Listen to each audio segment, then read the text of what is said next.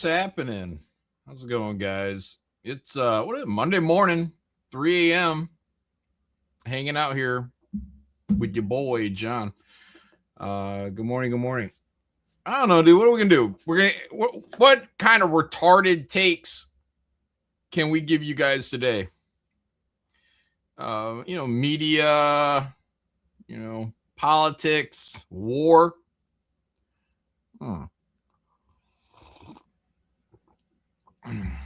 Glass says bisexual lighting tonight.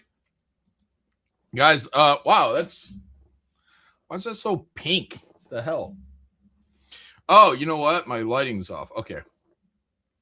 All right, let me try to fix this. So the first thing I need is all blue. That's step one. Then I have to find two of my lights. Not that one. Not that one. Okay, so this will be easier. So I disconnect those two. And then I make my forward lights orange. Right, closer to red. About like that. And that's the ingredient for my lighting setup. I don't know why it was the color it was. Sometimes these turn on and they all come out the same color. And I guess that's just like a blah. I don't know. Anyways, this is less gay. It's still kind of gay, but it's less gay, right?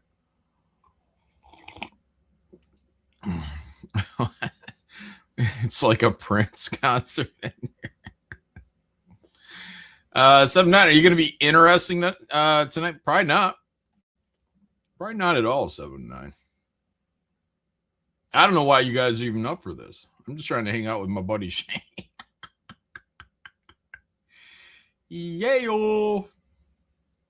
Where is Shane? I'm wearing my wrong glasses too, by the way. Looking at some thumbnails here. This is Joe Sontag made a thumbnail of himself. Where is it? Will it show? What is it doing? Oh, it's changing. Oh, okay, hold on. He's the Hulk. Damn. All right, hold on. How do that? Oh, get off that. See, look, he's the Hulk. Microsoft Code Red. What's John reading? CEO in panic mode over micro slop Copilot backlash. I don't know. I don't even know what that's talking about. Trash and cast. Oh, Katie did has a great thumbnail for Yellow Flash. He's like splitting apart. Let's see if that'll hold. Look at that. Fucking crazy. How'd she do that? How's she doing that?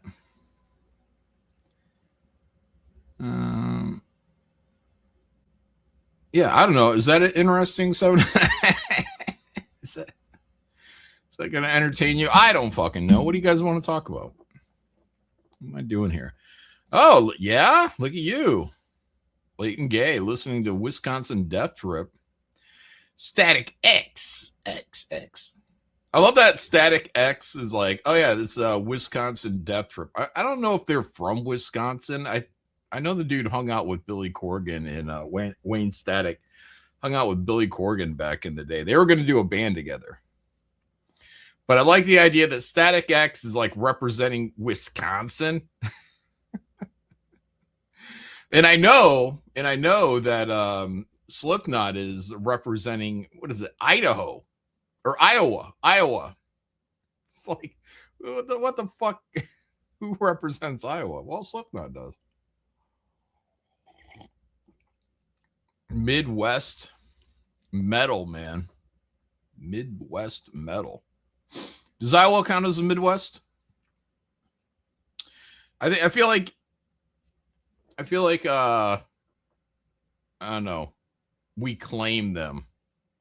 You know, if you're kind of known for farming, Nebraska, I guess, if you're kind of known for farm equipment, I feel like you might be Midwest. Might be the most Midwest. Look at you, Thomas.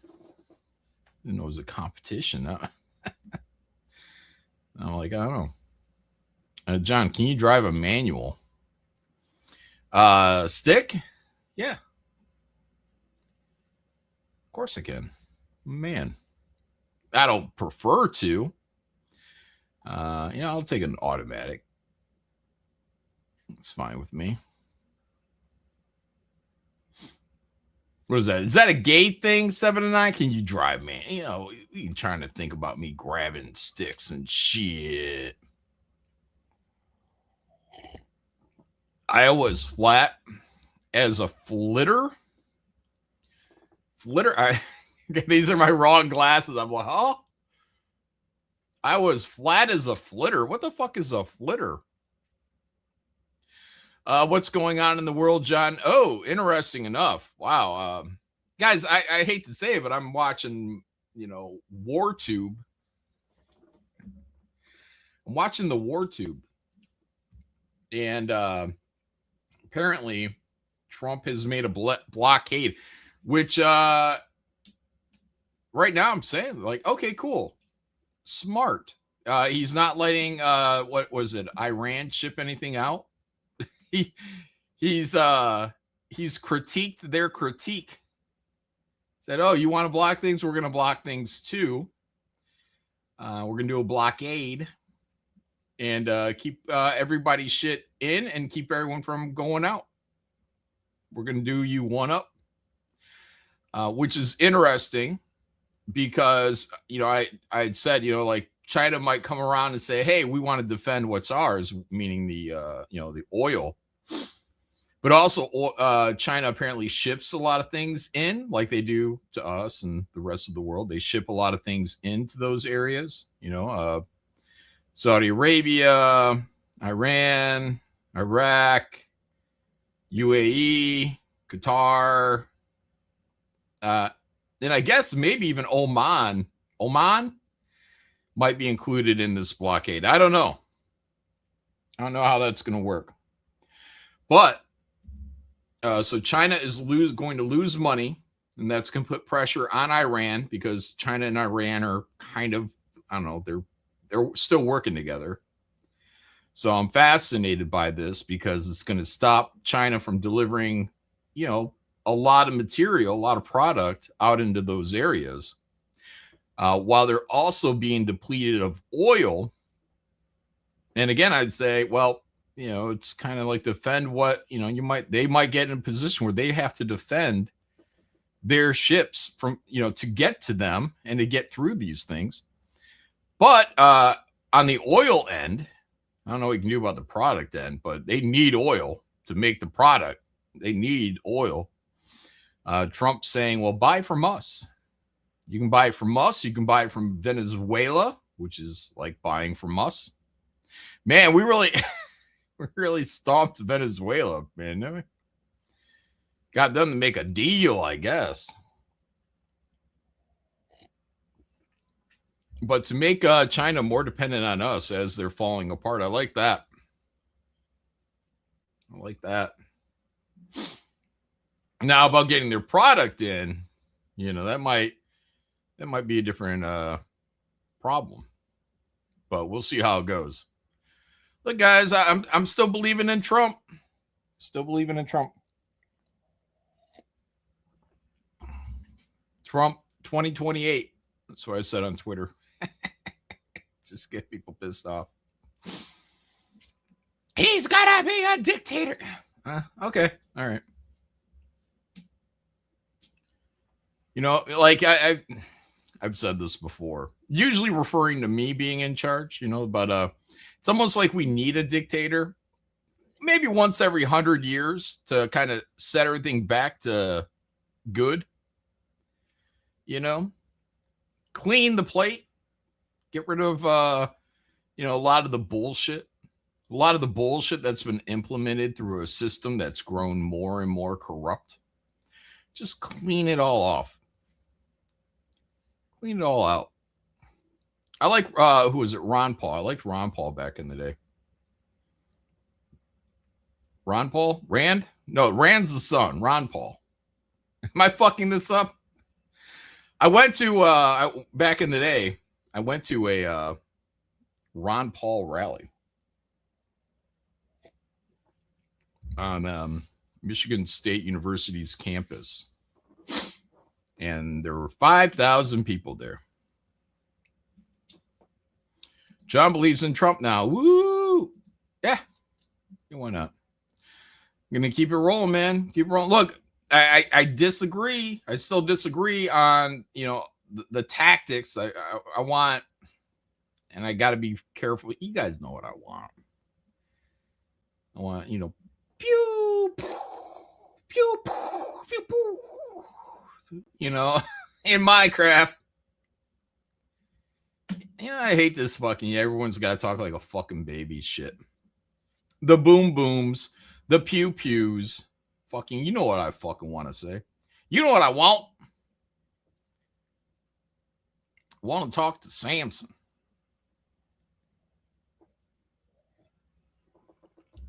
The boom booms, the pew pews. Hard and heavy, guys. 3-day war. Now, again, let me go back to the beginning. I don't agree that we went in there and did this stuff. Like I would have much preferred like some ninja shit going on, taking out places. And that can still happen. We can still do some of this shit. But you get some proxies, so they believe there were people in there, ready to uprise. All probably political propaganda on our side. We know the same thing with Iraq. I remember when we went to Iraq, they're like, you will be greeted with flowers. That's what they said. You'll be greeted with flowers. And no, not really. I don't remember much for flowers when we invaded Iraq. These guys hate us. The Middle East, they hate us. Just like, China came in here, but yeah, we're going to liberate the left. Even people on the left, a lot of people, not all of them, but a lot of people on the left, be like, you know what? Fuck you, China. We're still Americans, and you're completely different than what we want to be. And there would still be a certain amount of people on the left that would, still be like, fuck you guys. Fuck you. But yeah, you're going to get some people. Yeah, the commies are, hey. I'm going to I got my fucking jacket on. I'm going to turn my fan on, though. There we go. But yeah, this whole, there's all these people waiting to uprise, and all you got to do is kind of kick it off. And then, what was it? 0.03%. It's like, they're like, oh, they killed 30,000 protesters. Everyone believes that number, but they don't believe the Holocaust. It's like, okay, all right, 30,000 protesters. They killed 30,000. It's still 0.03 or something like that, the population. Very, very, very, very, very small amount. I think when I looked it up, our tranny population, percentage-wise is bigger than that. So it's not that impressive. Like, they're still the same. They're Persian. They're, what are they? Shiites. Shiites? Is that what that is? Shiites? Sunni, Shia Muslims, Shiites, right? Yeah, there's still that.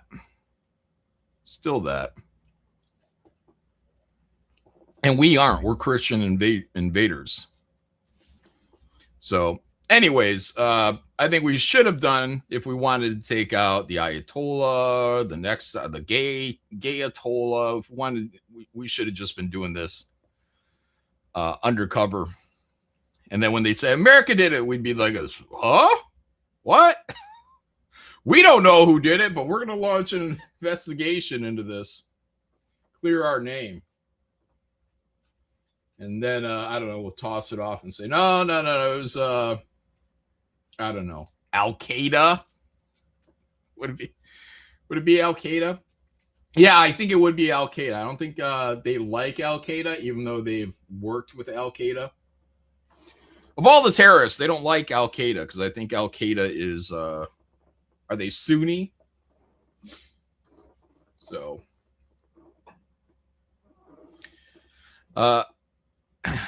Anna conquered the Jack show. What does that mean? How'd she conquer it? Before the Muslims took over, Iran was Zoroastrian. I don't even know what the fuck that is. I don't know what the fuck that is. How far back is that? Islam came out, what, around 500 or something? AD, Anno Domini. Is that what it is? Anno Domini? Domini?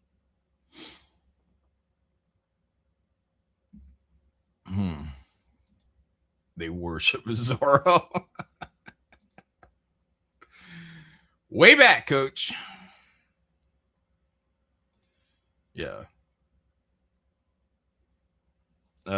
Prince of Persia says Abakan. Oh, Abu Khan. Abu Khan. Yeah. Look, I'm a big fan of Genghis Khan. Genghis Khan. How do the Muslims say it? Or not the Muslims. How do the Mongolians say it? Temujin. This is a real name. Temujin. Genghis Khan is a title. His real name was Temujin.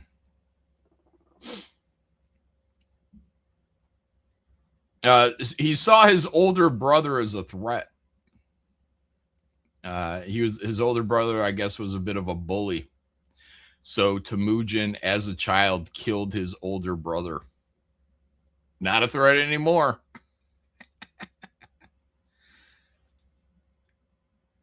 Not a threat anymore.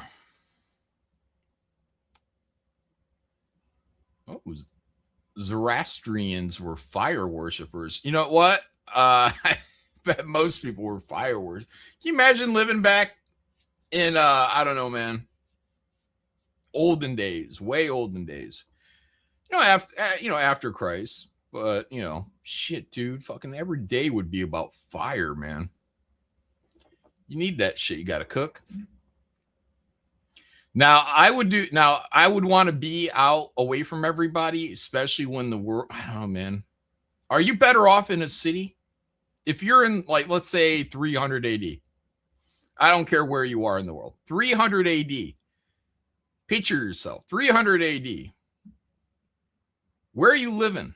Are you gonna feel better by a city, a large population, which could just ignite one day? Fuck it, you know what I mean? Like, how does a society, smaller society, hold itself together? Or out in the woods. Now, living out in the woods, you could be fucking, bandits. Somebody comes on your property, it's a real fucking deal. Somebody comes on your fucking property. But, you're free. You're pretty free out there.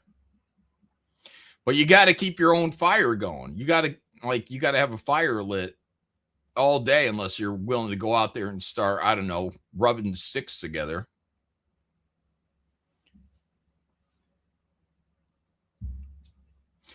John, would you ever farm? You know what, Gordy? I tell you what, I shit you not. Faye and I chose this because it was some farming show.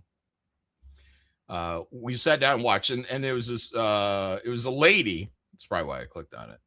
There was this lady, and she had a crop area, and it was on, I think it was 1/8 of an acre. And in that 1/8 of an acre, she had corn, she had carrots, she had onions, tomatoes, she had all this stuff in all these little parcels.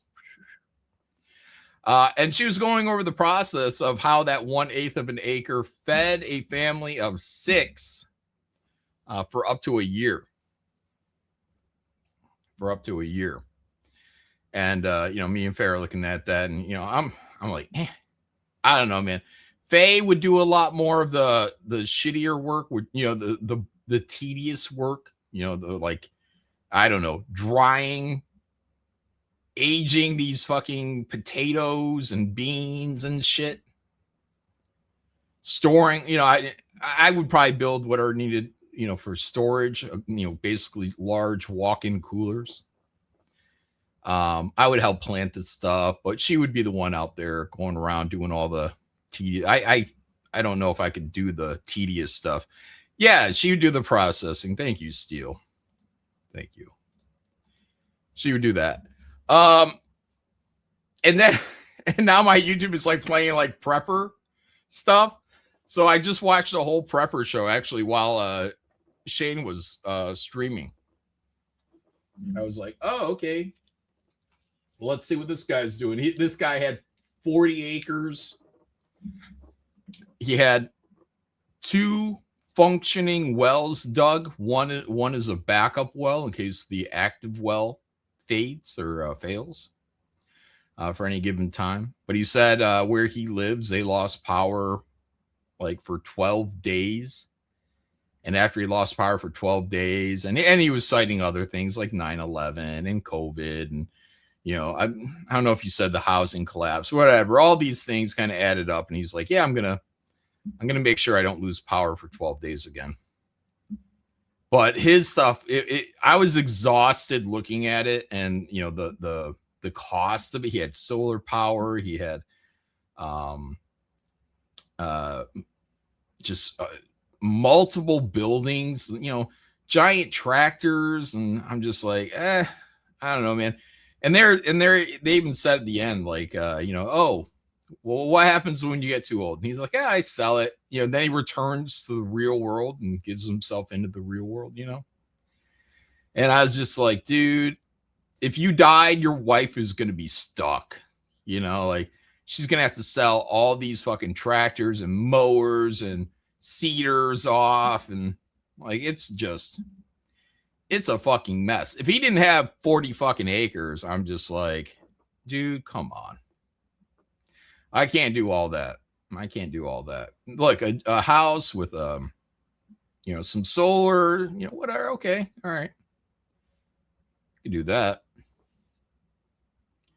But everything he had going, and this guy he was a former Marine, he said, so he was looking at this stuff, the layout of his land for attacking, like he wanted a clear line of sight from like the house to the road and from one point of the house to another point, and he's got stashes of weapons hidden that he didn't want to talk about, but he's ready to rock and roll. But he's like, oh, well, I did that. Oh, here's Shane. I didn't hear the boop, but I did see the little flag pop up that said you were here. Yeah. Barrow says, you don't have to go overboard to prep. Yeah, well, this guy was actually kind of like, he's like, you know what? I did all this prep work, so I don't have to worry about it. He's like, otherwise you're worried about it, Shane. Do you have enough to get you by? Prep work for what? Anything. Mass power outages, being under attack, Red Dawn kind of scenarios. See, like, I think most prepping though is people thinking it's like end of the world. I think that's probably the most fun version of prepping. Like your end of the world prepping. Like you need to have a year of food, and and even that's not going to be enough. Eventually, you're going to have to go into raiding, which I would probably do on day 1. I'd be like, oh no, I didn't store up potatoes, but my neighbor did. I knew a guy. Go over there. I'll probably put a mask on. I don't know. Are they going to recognize me? I don't know. Steal their potatoes. All right, give me your potatoes. I didn't prep, motherfuckers. Yeah. I think I would thrive, Shane, in a post-apocalyptic. Everybody's been nuked, the law ain't coming back. I always appreciated that guy in The Postman. He was the warlord. Have you seen that movie? Not in forever. Yeah. I haven't seen The Postman. and then forever. Like that was like in the 90s, right? Am I making? Is that like Yeah, Kevin yeah, I Costner? think Is so. that Yeah, I mean, Kevin Costner, right? yeah, Kevin Costner. Yeah. He was I having a little fucking couldn't tell you renaissance. a fucking. I couldn't tell you a thing about it. I know Well, it exists.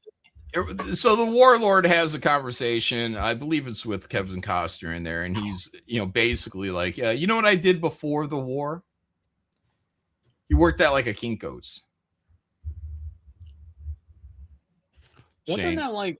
Wasn't there also something with like fucking dude from Walking Dead, Negan? Didn't he have a weird job before the zombie apocalypse too?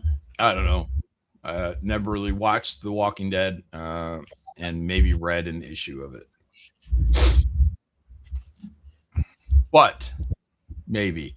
But if he did, it's because Robert Kirkman took it from the Postman, which is you have to have the mundane job, and then because of the war, because of the incident, you get a glow up. You get a glow up. You're like, this is what I was always meant to be. Yeah, like somebody that gets to live outside of the rules of law. Give me that freedom and watch me shine.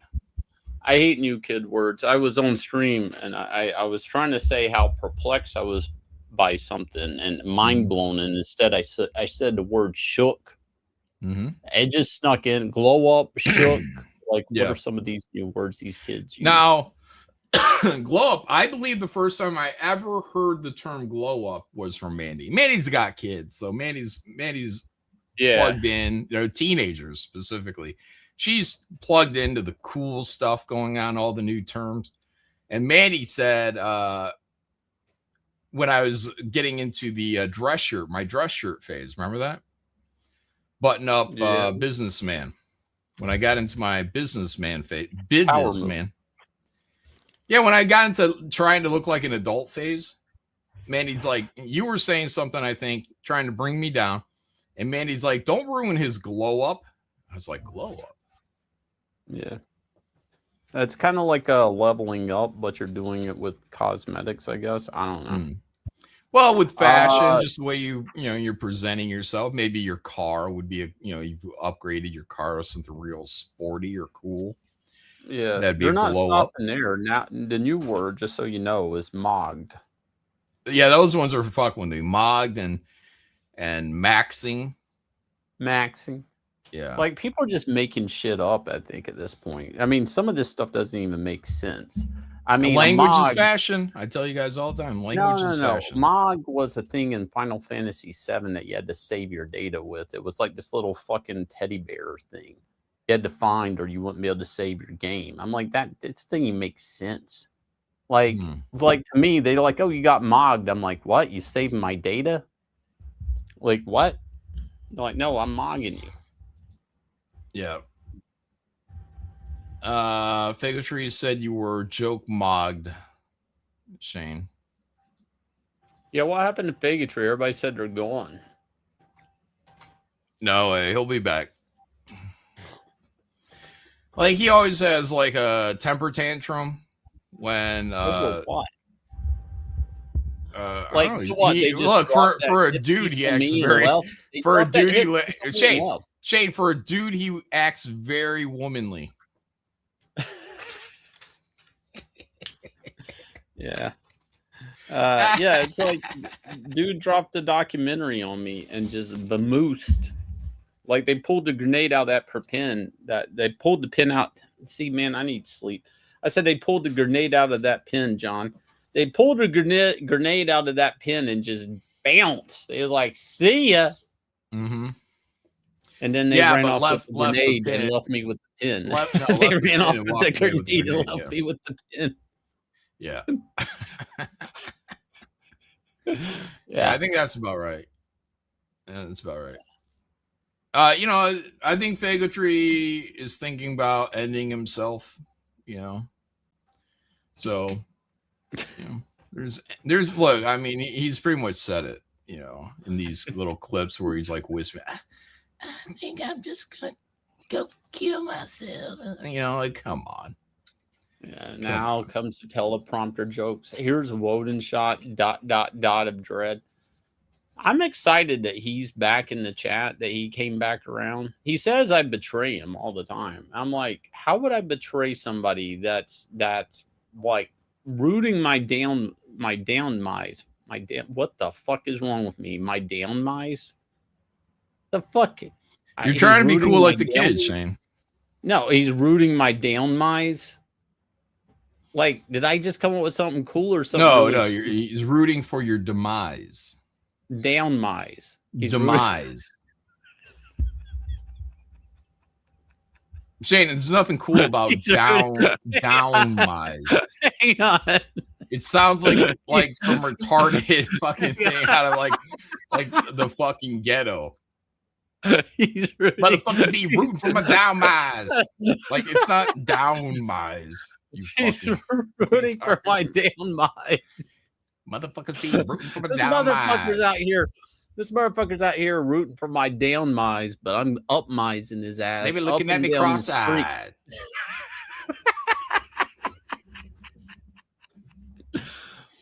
Oh my god. I didn't sleep much last night, so I'm gonna blame it on that. Right. Yeah, I mean, your brain's firing all sorts of backwards so far. Damn mice. The only way you can counter pull the grenade from the pin. The grenade. Yeah, I fucking pulled the grenade from the pin and threw that pin right at me. Son of a bitch. I mean, they're dead. Woo! John, yeah, so they're looking for mines, I guess, in that strait, right?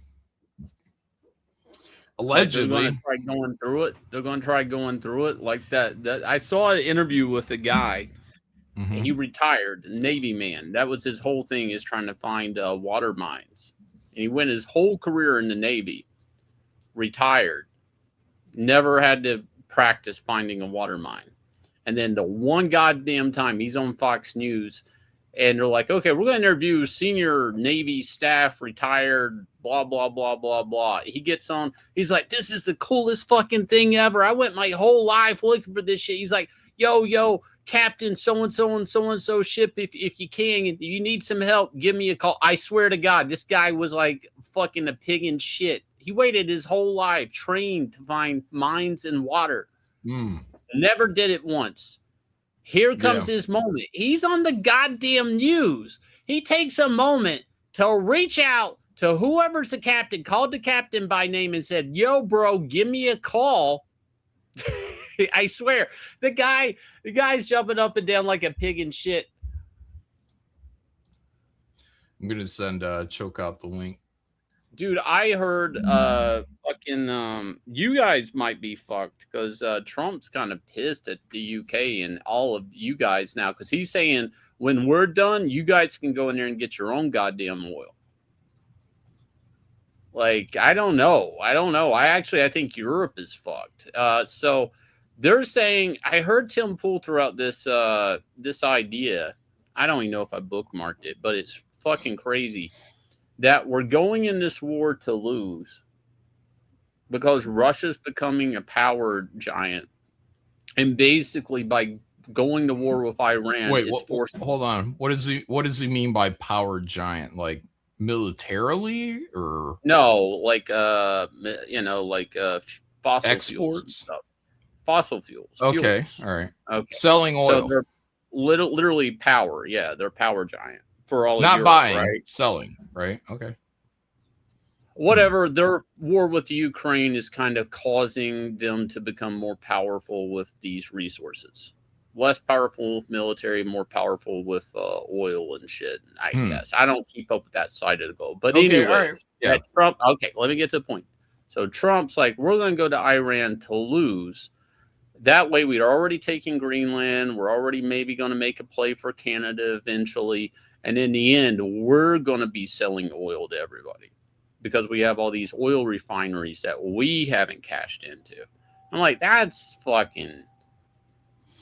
Well, we are trying to sell. I mean, that's what I actually opened up with is we are offering. Trump is offering to sell oil to China after cutting Iran off. So, and I'm sure he would be willing to sell to European market. You know what I mean? So, but that's not losing the war. You know, I don't know. Well, no. Are we losing the war if we just turned ourselves into a huge cash cow with our own? Well, that's oil? what I'm saying. That's the theory. Is like this whole thing is about turning us into big cash cows that we're selling oil, especially if we take over Greenland like we were talking about before. I don't even understand, where did we end with that? Are we actually like setting up base there or something? Like what's up with Greenland? It's yesterday's news. I mean, it's put it on the back burner, I guess. You know, I don't know. Maybe you drag Europe into some fucking conflict with Russia, and then you take Greenland and you just say, that's ours. Now we cannot not have Greenland if Russia is invading Europe. Yeah. Chokeout, you have the link. I want to hear Chokeout's. I think Europe's the ones that are I guess it's not in the news all that much, but we're actually really mad with France and maybe Germany even. I don't know, like the UK, because we haven't been able to use our bases in any of this or fly over even. So like, I don't know. Hold on, because are they our bases or are they NATO bases? I don't know. I've never understood that. So all these, because everybody I've ever known in the military, they're like, oh, I want to go to this place. I want to go to this military base. And I'm like, well, are those, they always refer to them as our bases, but I'm like, how does that work?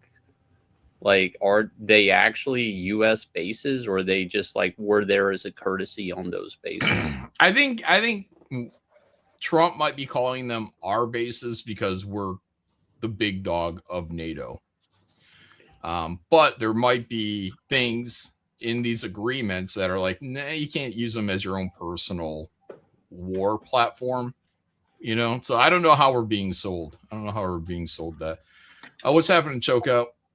Fuck all, just enjoying the world crashing around my feet. Yeah. How's Britland taking it? Like, to be fair, this is the only thing that our prime minister's done that the majority of people are like agree with. What, a Muslim? Nah, like fucking, like again, I say this all the time. I'm a big Trump fan. I wish he was our fucking leader. But yeah, going into this Iran was a silly thing to do, man. In my opinion, isn't your prime minister a Muslim? No, he's a cunt. But wait, who's your prime minister? I thought you guys had a Muslim. Nah, that's that Macron guy, right? Macron? Like, yeah, that's the mayor of London. Like, the mayor. Even a broken clock like twice a day. Do you know what I mean? All right. Now, what are they saying over there? They're just saying that, like we're just not getting involved in it, even though we realistically are involved. Yeah. But the fact of the matter is, like, fucking Netanyahu put on a blonde wig, slapped on some really nice makeup, and fucking talked the shit into Trump's ear, didn't he? That's what happened. You can be a Trump fan all you like, which I am, but that's what happened, and it's just fucking foolish to try and think otherwise. In my opinion, What? I can't understand what he's saying. He's saying that the Israel. I'm saying that Yahoo fucking finessed the shit out of Trump, and I just, do you know what I mean? Shit happens. Yeah. All right. Yeah. I don't know. I don't know. Iran, the problem, I kind of agree, like, where Trump's at on this, because it's like, I don't know where we would be with Iran with a nuclear weapon, you know? Like, yeah, because they could. I'm not saying they were right next to it, but let's say 6 months from now, Chokeout, they announced that they have a nuke. Yeah, but what, like John, like, this fucking pinata, right, has been being bashed for as long as I can fucking remember, John. That Iran may get a nuke. Right. Yeah, do you know what I mean? I've seen. Do you know what? I've watched that movie more than I've watched fucking Star Wars, mate. Do you know what I mean? And Yeah, I know. But you know what, Choke Out? Like they say, even the way we're handling this, that even North Korea is like straightening up. Like I don't. Eventually, if everybody's more talking about a propaganda, nuke, hang on, let me finish. If everybody's talking about a nuke and throwing out propaganda about America burning and throwing rockets around like Rocket Man, was, eventually you have to make an example of somebody. Like, so was it going to be North Korea or was it going to be Iran? Because eventually one of these two. The thing is, North Korea has them, don't they? I think North Korea already has them. They have them. Their problem isn't a nuke. Their problem is getting a nuke to us. Like the fact That's why they were throwing fucking missiles over Japan and shit.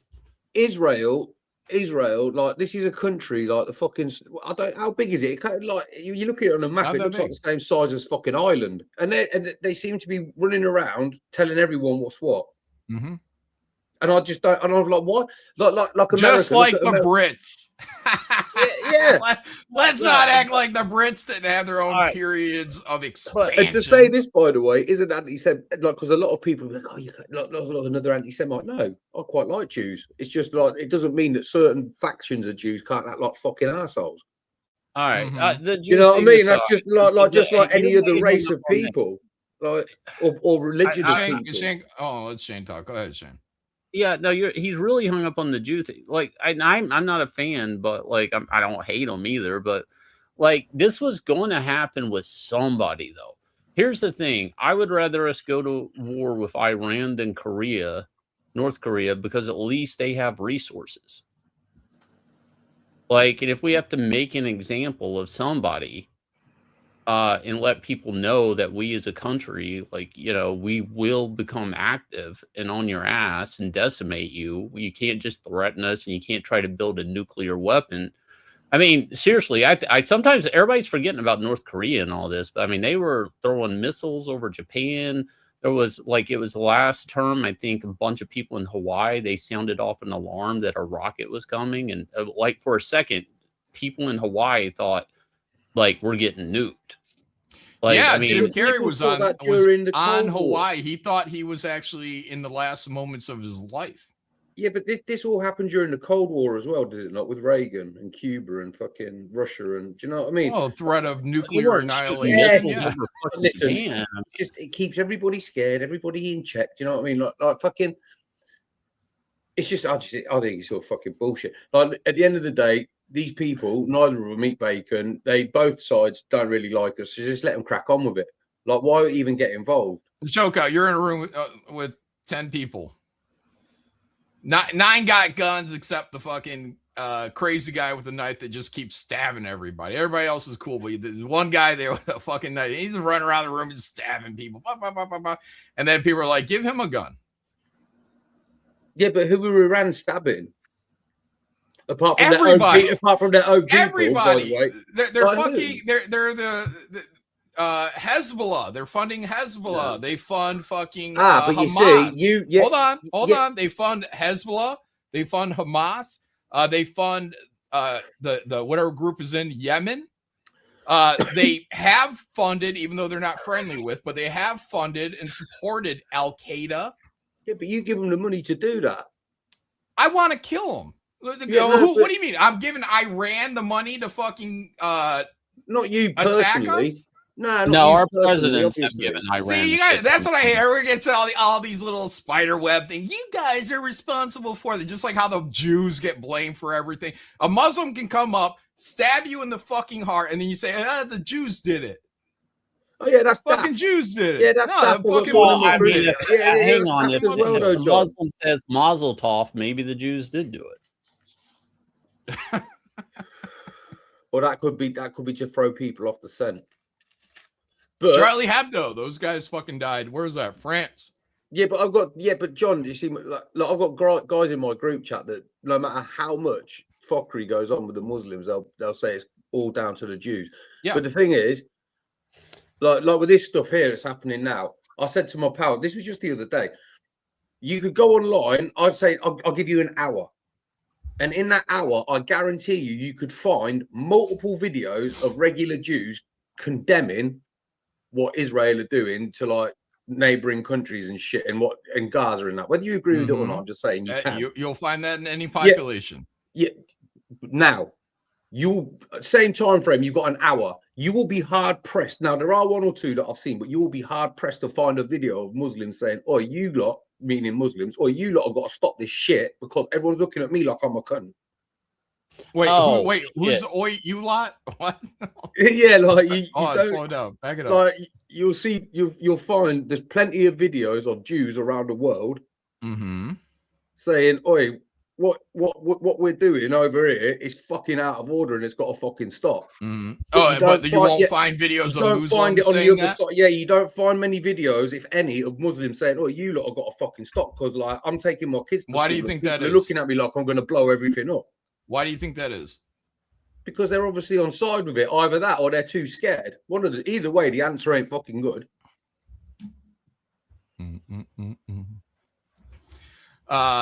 Yeah, I don't care. Look, man, I hate to sound like I'm so pro-Israel, but when I hear people just fucking be like, "Oh, fucking Israeli," like the Jews are doing it, like stop turning the fucking Muslims into these fucking victims.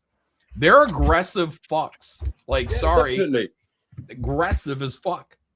And hashtag not all. Hashtag not all. They're aggressive fucks, man. So there's 1.5 billion. There's like 1.5 billion fucking Muslims.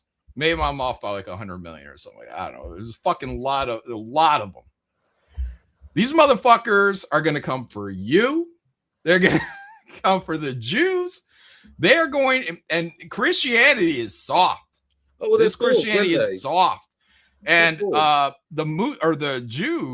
Jew, their population is like 16 million. 16 million. So if you get a little scrappy little guy out there trying to hold on to their little bit of land, and like, okay, I get it. Hold your land. Nobody owns any land. I don't really care about your fucking territorial claims and who's been here first, that, second, third. I don't really care. It's your land if you can fucking hold it. Israel's out there trying to hold on to their little slice of heaven. Yes. Yeah, but they're not, no, John. They're not. They're not. Okay, explain. Well, like fucking hell, you never seen the videos of them fucking like expanding their territory, like turfing fucking Gazans out of their houses and shit. I listen. Oh, you mean the government that is ran by Hamas, a terrorist organization? You mean that area? Oh no, they're attacking the people that have the government. It's a terrorist organization. Before the nonsense. Those poor Gazans. This was before the nonsense. Like again, before I don't care about either. Who cares who started what? Draw fucking boundaries, respect them, or not.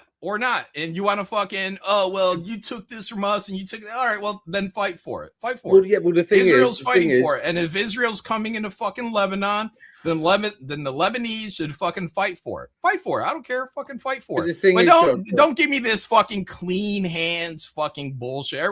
Everybody's got blood on their hands, including the fucking Native Americans over here and the people they took the land from before them, and before them, everybody's got fucking dirty, bloody fucking hands. So yeah, let them fight. Well, yeah, this is what I was gonna say. Like at the end of the day, like I've got a lot of Jewish mates, far more than I know a couple of Muslims, but I've got a lot of Jews. Like the thing is, they're both fucking not my mates, but like in this scenario that we're talking about on the grand scale, they're both fucking cunts, man. Do you know what I mean? So like, just the world is a cunt. But no, they are. They are. Needs to be.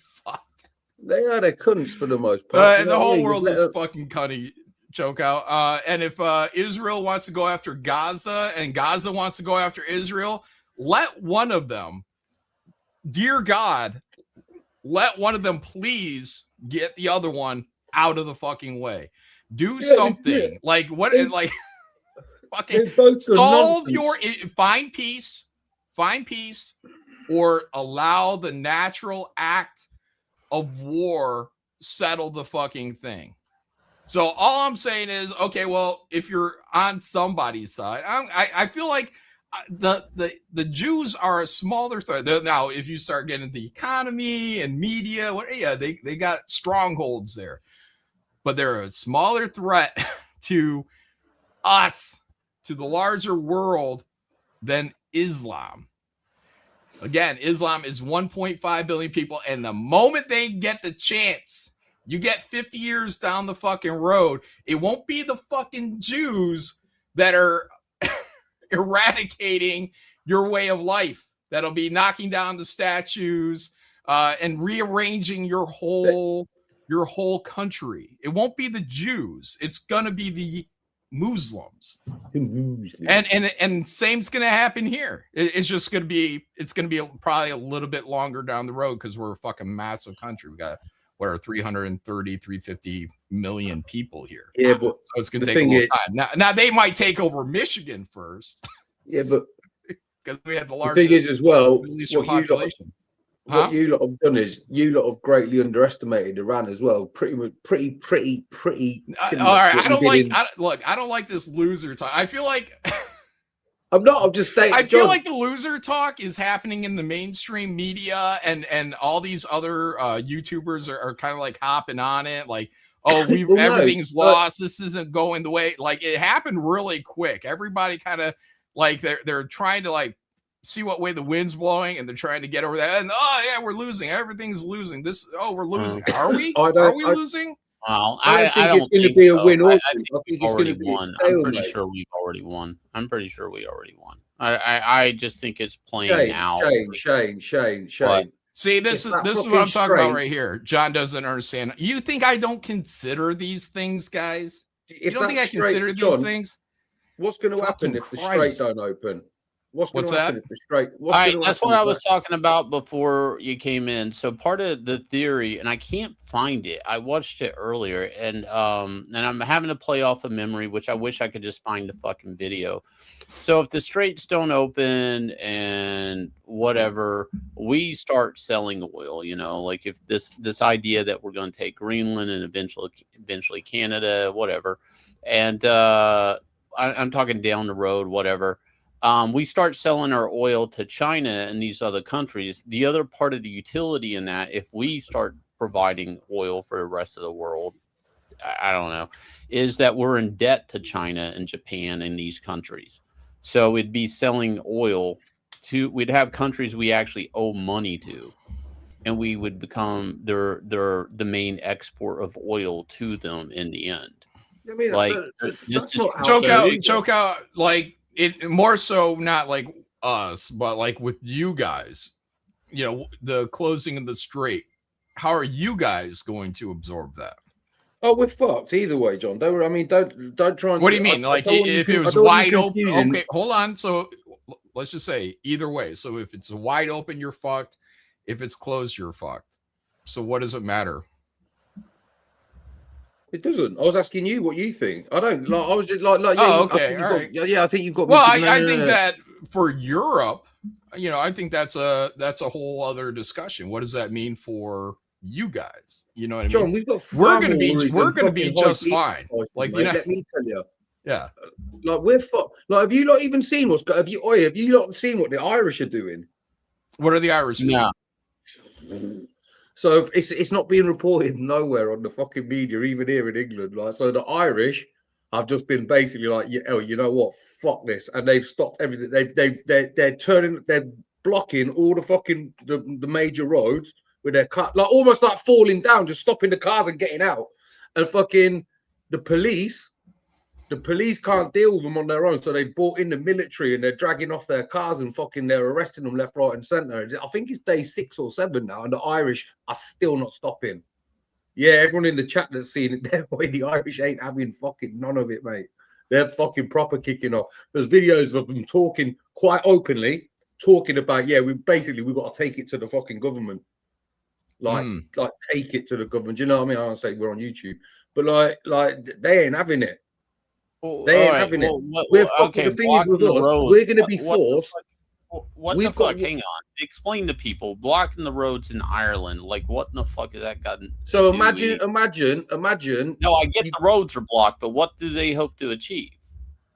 bring a complete standstill to the country. There are the farmers and the truckers and everything. So like, it'll bring an economical fucking, because they're sick of the cost of living. So like with us, Oh. with us in England. We thought you were talking about the fucking war. I'm like, what? Yeah, the fuck? no. Like in England, we've got this one dude called Ed Miliband, right? And like the dude's a fucking maniac, Shane. The guy is a legitimate maniac. Or you Google him and just take one look at him. The dude is a fucking lunatic. And he's hell bent on this net zero and this fucking carbon capture and blah blah blah. And even our fucking radical left fucking piece of shit government are even now saying, oh, do you know what? Maybe it's time we need to tap it. Do you know how much oil we've got in the North Sea? I don't know, England, probably 5 or 6 gallons. We're the fucking Waltons of the fucking Europe. We've got oil all over the shop, but our government won't let people drill for it. Oh, do you know what I mean? Like, yeah, because and of even environment. our government are now saying, yeah, like realistically, we need to drill. And this dude in the government, who's not the prime minister, by the way, he's below the prime minister, is saying, yeah, nah, you ain't drilling. Like, we're fucked, mate. You have to. Energy secretary. Okay. All right. Yeah. Yeah, like fucking hell, man. Yeah. No, I think so far with Iran, and again, what's a loss? I don't know. Like I feel like all we have to do is we just have to hit certain areas that Karg Island. There might be another island. I think the UAE might have hit it already. I'm not sure, but it's like Karg Island is like their number 1 spot for exporting oil. And then there was like a number 2 spot. And I think right when the ceasefire happened, the UAE did like a retaliatory strike on that number 2 island. So, I mean, really, you hit a couple of key points and you could walk away and they're definitely crippled. They're going to be hurting. Does it get, I don't know, is regime change the thing?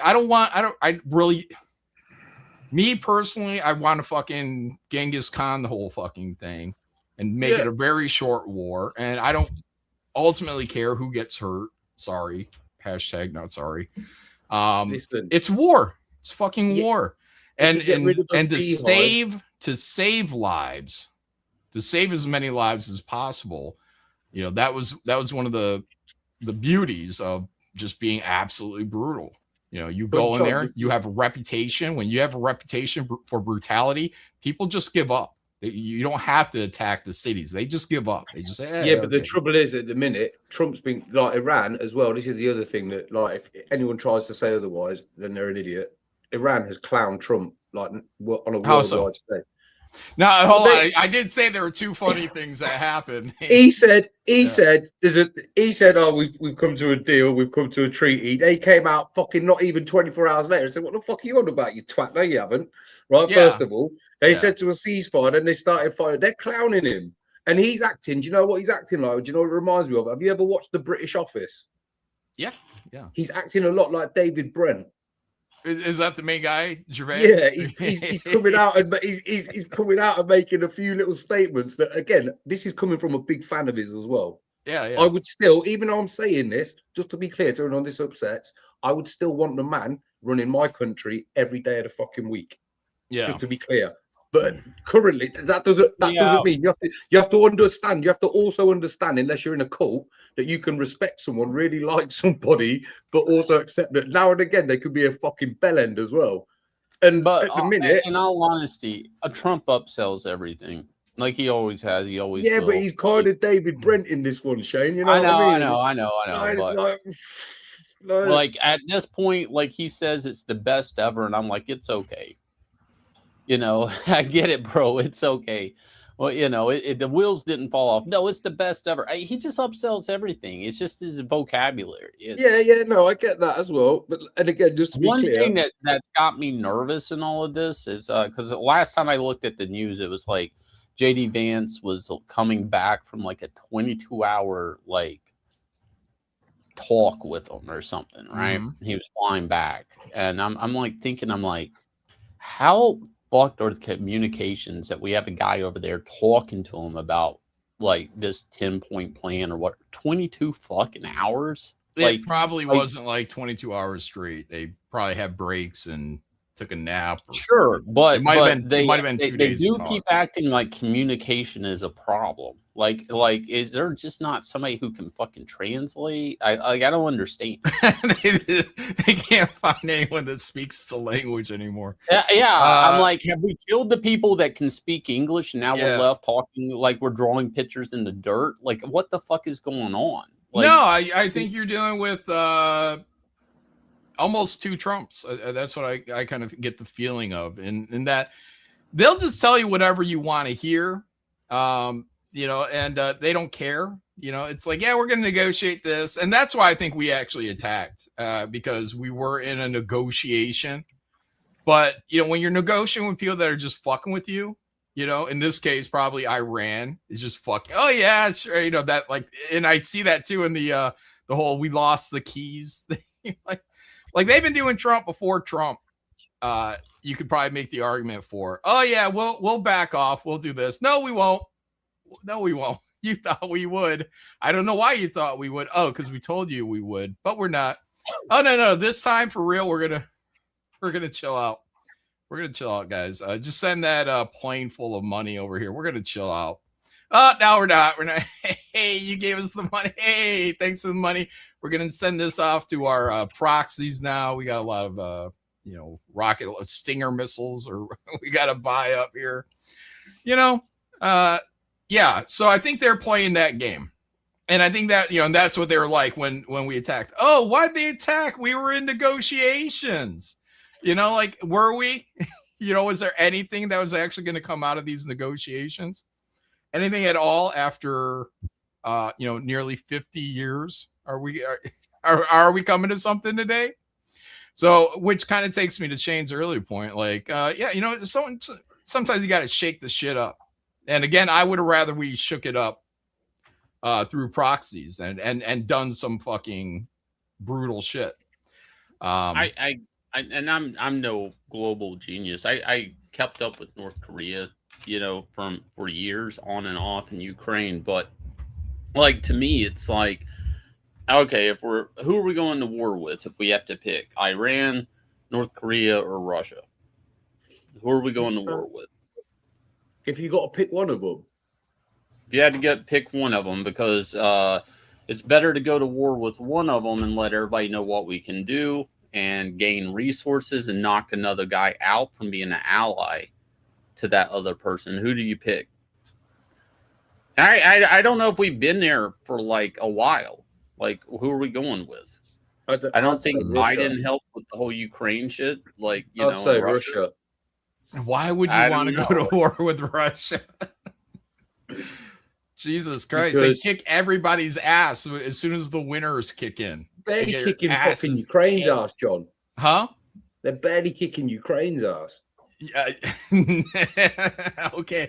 I don't know, man. I feel like that's like there's like a rope-a-dope in there somewhere. You know what I mean? Like, I just like, I don't know, man.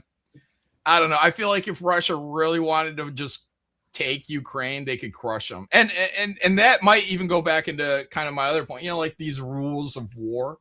Yeah, but you know, with rules of war, I feel like those are probably the worst things to have, you know, because it allows populations to just be indifferent.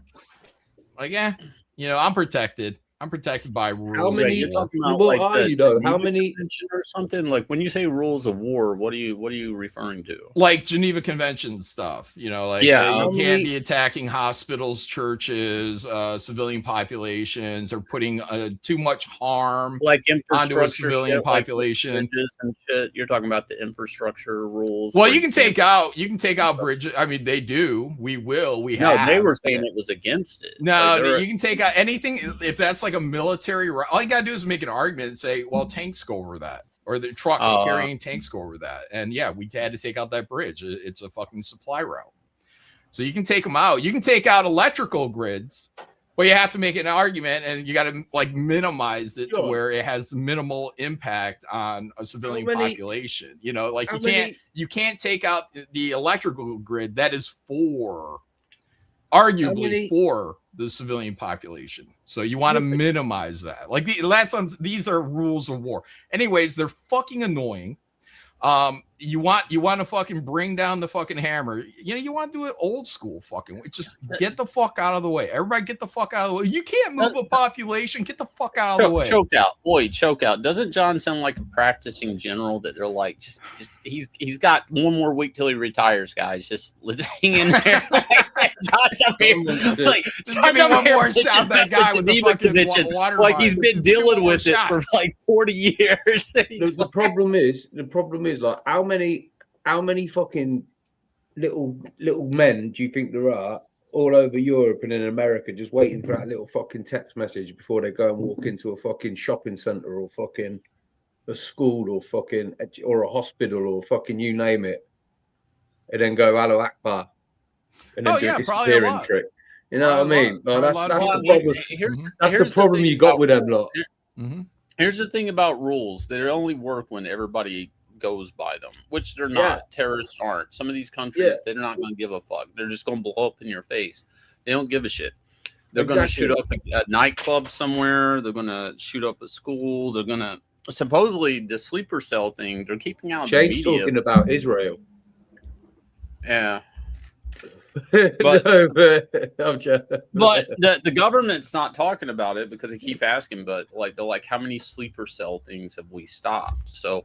I don't know, like, has there been, you know, Homeland, like, recently, I'm talking through all this, Homeland terrorist attacks that they preemptively got, you know, taken out. Like, they never got active. Like, I don't even know how serious shit is. Like, I don't know.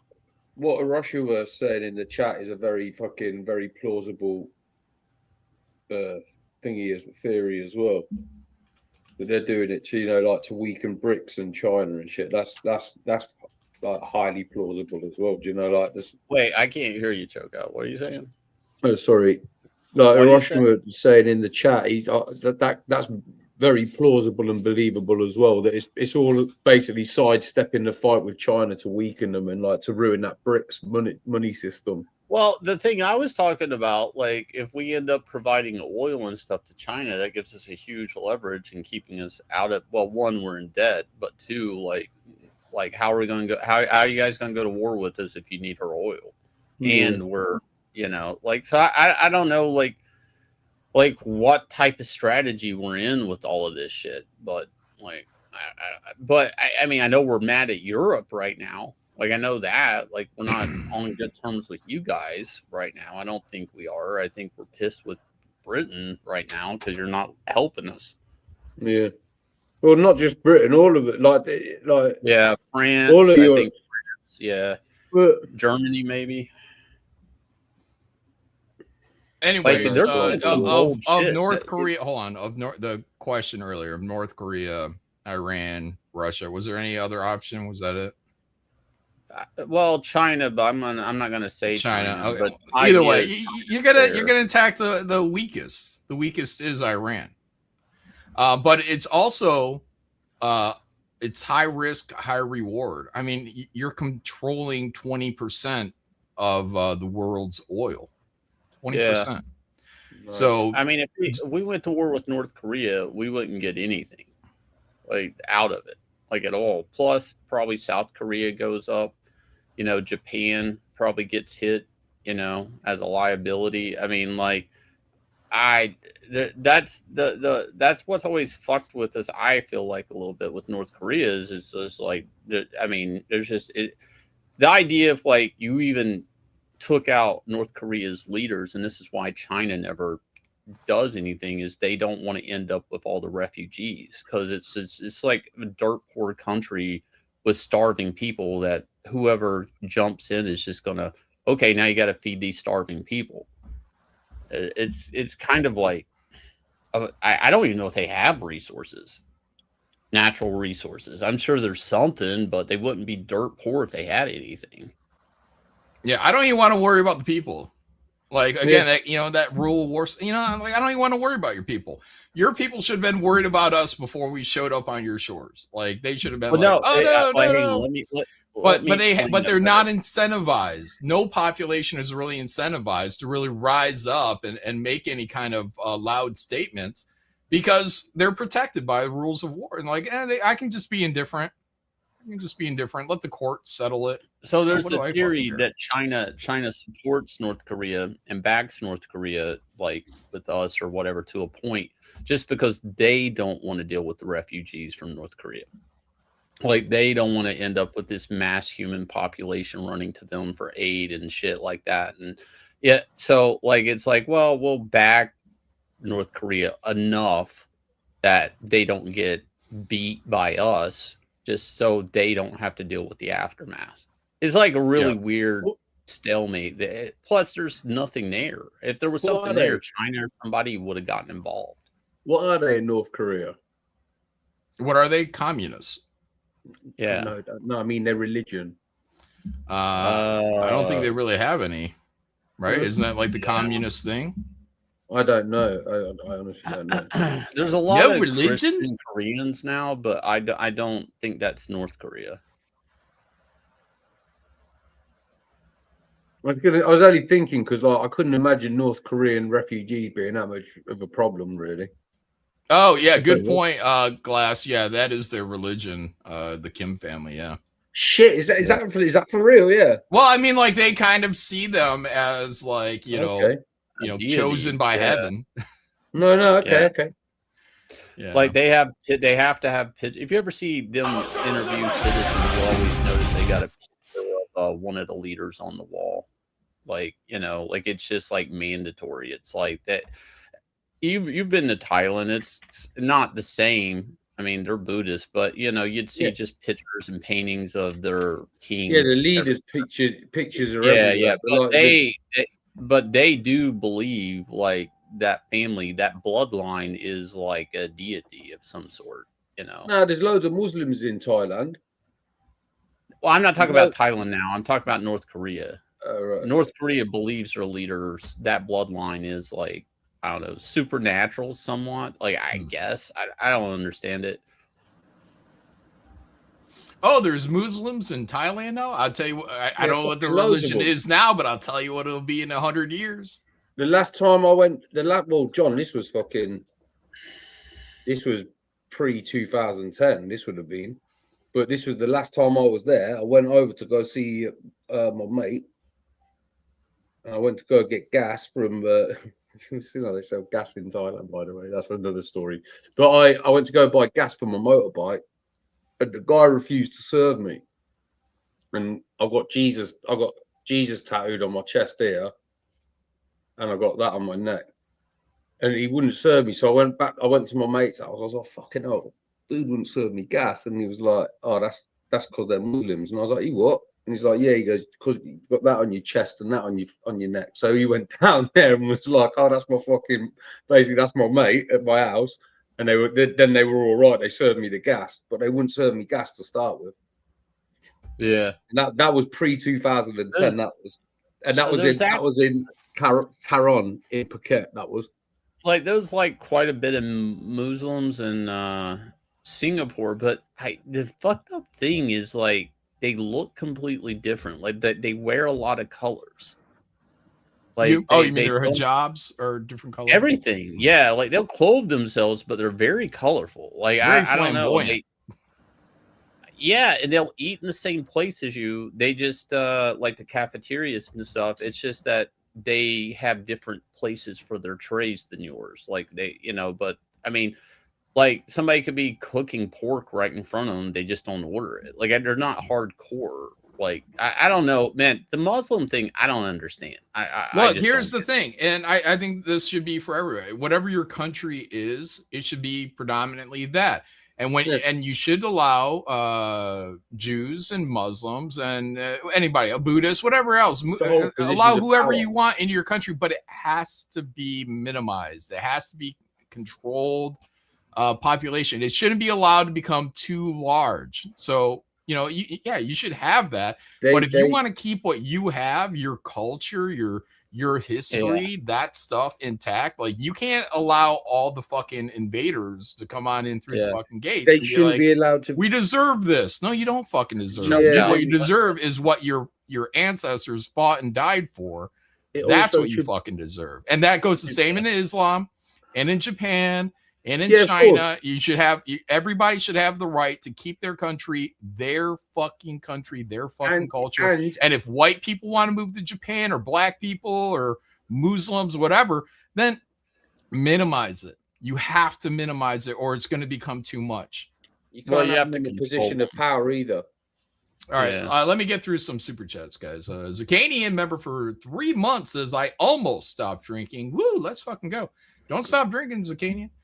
Pete Callen for 2. Trump's been talking about war with Iran since 1986. Well, now he's doing it. Excuse me, Matty Ice for 10. If you got funny headgear, turban, is that yarmulke? Is that how you spell yarmulke? Yarmulke? You gotta get the fuck out. Yeah. Damn. B. Callen for 2. How are Muslims currently behaving in England? Yeah, fucking naughty, man. Naughty.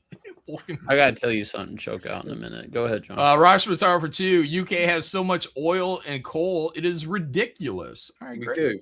Everyone should have resources. Rosh Matar for 2. They could have been self-sufficient long ago. Gas too, by the way. Gas too. Zakanian 666. Back to Chokeout's point. We are on the brink of worldwide economic collapse. That is probably true. Yeah. I don't know, man. Like, I feel like we've always, I feel like we always feel like we're on the brink of worldwide economic collapse, and now it just feels so more. But it's like, I don't know how much. Hang on, the stock market, they opened that back up. The stock market bounced right back. Like, I don't know. Like, I get, like, but if what is on the table, but if we could figure out that straight, like, where everything fine, basically. Yeah, like, I don't. We're not fine, but decent. I mean, we're back to where we were. Maybe that's a little what better, I'm saying. maybe worse. But even then, I mean, like, when you just kind of judge by the stock market, I feel like ultimately, the human race could be dead, and all our automated systems, like, if you keep checking the stock market, the market's fine, everything's going really well. The AI's managing the money and flipping it, and I don't know, it's learning to trade with itself. I don't know, man. Like, I feel like the stock market is like the old oracles. It's like, is this a good decision? Well, the stock market says it's good. Oh, okay, we must be doing the right thing. Well, my point is, and whenever the stock market dips, so like they always have, even with like small dips, they're like, the stock market took a dip today because it did not like the way that Chokeout got out of bed. And it's like, Chokeout, why'd you get out of bed like that, man? Come on, get on the other side like everybody else. I feel like there's a lot of fuckery, and kind of like the stock market is like, stock market. Yeah, it's just it's a big blag, isn't it? It's just one big fucking con. Yeah, I mean, the whole financials, everything is a fucking joke. It's like, it's worthless paper, really. It's not gold. It's not Bitcoin. Yeah. Oh, did you guys hear that? Or am I making this up? That Iran was going to charge $2 million for every ship. Then they said, "Hey, we're very Trumpian," and then they're like, we're only going to charge." Oh yeah, no, they were going to charge, which is illegal. Like, and we were going to fine anybody that is doing that. Like, well, hold on. I'm trying to finish the point. So this is what I heard, that 2 million, and then it became $1 million. Except it's not dollars. They want Bitcoin. They want $1 million in Bitcoin. Has anyone else heard this? Well, yeah, but probably for a different reason, not because of the reason you're making out. But I don't think you can really track Bitcoin. Like, once it's traded, it's traded. Wait, what do you think is the reason I'm pointing out? I thought you were talking about economic crash, that the dollar wouldn't be worth something. No. It won't. if everybody gets off the the petrodollar. Yeah, if everybody gets off the I heard about the petro yuan already. Yeah, Joe, but I was surprised when I heard that because I only read it I think one place. I didn't try to deep dive it, so that's why I was asking. It was like if well Bitcoin it's super traceable because it's the whole ledger thing. It's that you can't ideally you can't fake it, you can't fuck with it. You know, it's digital gold. There's only so many, and each one's accounted for. So it's like it's digitally, it's really good money, but it's hugely energy. You know, it has huge energy requirements just to process. Right. So you're saying you can trace Bitcoin? Well, you can because it's all in a ledger. So yeah, no, it can disappear, but it still goes back and forth into the same larger system, Shane. So like I can take something away. No, I get that, but it's not like it's got a serial number. Once it's been traded, it just is it's gone. Like that's it. It's easy to launder. Like is probably why they're asking for that. Like it'd be easy. They're asking for it because it's real money. You can trade it with anybody else. You know, like you're not gonna be able to. I don't think you can freeze out any stolen Bitcoin. So people get Bitcoin stolen all the time. It happens. People steal flash drives and laptops or whatever for people's fucking Bitcoin, and then they're gonna reconnect it somewhere. Somewhere it's getting put back on there. So there's I don't think there's any way to stop it from going back into the system. So Gordy, why are you not on Cope Files, John? For fuck's sake, it would be great content. I don't know, because he just kind of jokes on people. I don't fucking know. I don't know enough about politics, guys, to get into this stuff too fucking deep or too fucking Well, I mean, long. we're kind of talking about global politics, not I don't even know if this is politics. It's just like global war type shit, I guess. But anyways, choke out something like I meant to is an interesting point, and I've never thought to bring this up with you with all the Britain Muslim problem, right? So like Singapore, everybody kind of lives in like flats, right? The condos, right? The government, because there's so many Muslims that come in through, I think, Indonesia, or there's some country attached to them. I never went. They're kind of like Indonesia, south of Singapore. Okay, yeah. So they have so many of them that come in. What the government does, and it's really what the UK should have done, but you guys, it's far gone, is they dictate who lives with each other. So they shuffle in the Muslims with the non-Muslims. So like if there's a building, like maybe if there's 50%, like they stack them, like they make them, they shuffle them in with everybody, so they can't be like, hey, this one building's completely Muslim occupied, and therefore this one town becomes overridden by one demographic. They force them into living with one another. It's really weird. Yeah, but that's to force integration, isn't it? This is why they don't integrate. This is to force integration. That's why they don't. Which is a good thing. That's what they don't integrate here. It's like I said before, your government would have to force them into they would have to make and them then do that's it against human rights, isn't it? It's against human rights. Well, I mean, but look at the other side. You don't force them to do that, then now you got like, I don't know, this sector of town you can't drive. Yeah, but Shane, what do you know what the ECHR is? What? I don't know. What is it? Okay, there you go then. So, all right, you lot ain't part of it, all right? But over here, Council of Human Rights. It's the European Council of Human Rights. Okay. So they dictate, even though we're not in fucking the EU anymore, they dictate what's what. That's why all these Muslims are here under the guise of the human rights, under the ECR Act. So like, this is what like Nigel Farage and like a couple of other parties are now saying. They're saying like, if you elect us, we'll pull out of the ECHR, and then we can basically fucking kick which they won't, but we can kick every single one of them out of the country with no problem. Because what's happening is they're going to kick people out of the country, and then these people are getting lawyers that are human rights lawyers, and they're saying, oh, this is the breach of the ECHR. Do you know what I mean? That's That's what's happening, which a lot of Americans I know don't realize or know. That's I'm just saying, and I'm not. I know it sounds like I'm pro Singapore, but there's a lot of things. Because I could have went there to live, and I was like, no, I'm staying in America. I'm not that pro Singapore, but I mean, that country they keep things like going in a way. Like, I mean, they have a heavy Muslim population that are not. I don't know. They even if they wanted to do something, they have no access to guns.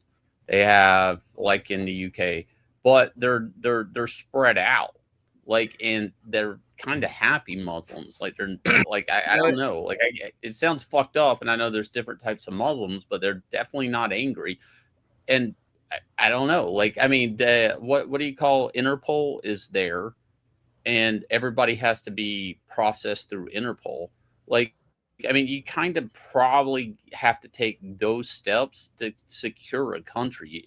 I don't even know why we let like demographics pull up in one area and take over a town. Like, that doesn't even make sense. Like, I don't even know why we do. Like, we should force them to spread out. Because the governments have been infiltrated by all this woke fucking globalist bullshit. It's all that fucking like I've seen people saying about all this stuff that's going on now to force like the 2030 agenda of you'll have nothing and be happy.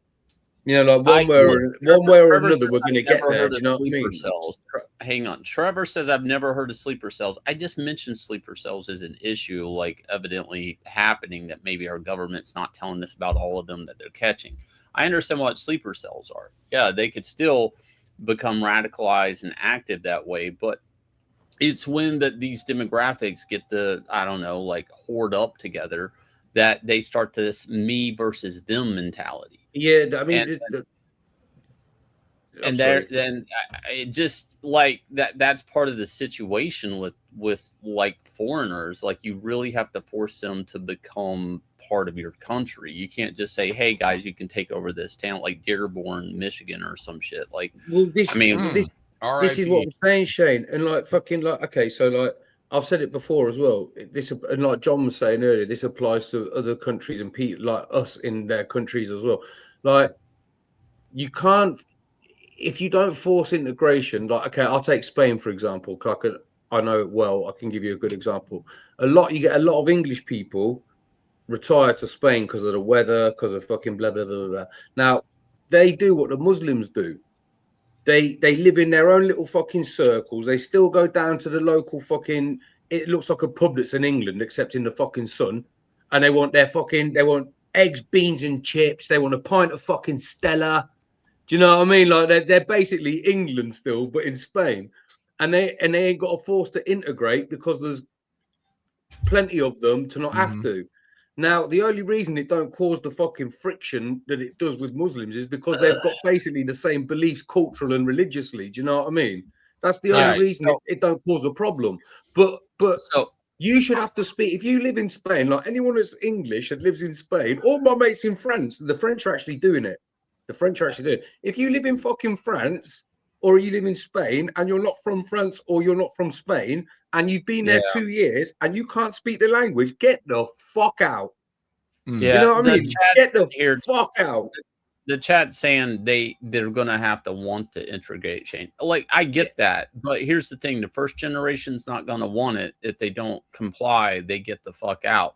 That second generation, after you force the first generation, that second generation, they're probably not even really going to speak the language well anymore. They're going to speak your language. Yes, It's like the problem is like, yeah, it's going to be hard at first, but 10, 20 years down the road, like, you don't have the big problem that you guys have right now. I'm just saying, a language barrier can be smoothed out, but the religious aspect, you know, when you have something like Islam, that stays fairly strict. Not always. Sure. Like, you can go to the cities in a lot of these Islamic countries, and they're more relaxed. People, you'll find chicks without hijabs. They might be driving, whatever. You go out to the countryside, and it's back to the fucking wild fucking west. I get it, but like, you know what's easy? You know what's easy to pull somebody off of Allah Akbar is if they can understand a different language. Like it's just like you're gonna have less of that problem, I think. Like But I'm just you keep saying. referring. I mean, you keep referring to us like over here as like fuck. You think England? Oh, we are, by the way. But you think we're fucked, mate? Spain's I do. finished. Well, I Spain mean, is Spain's listen, finished.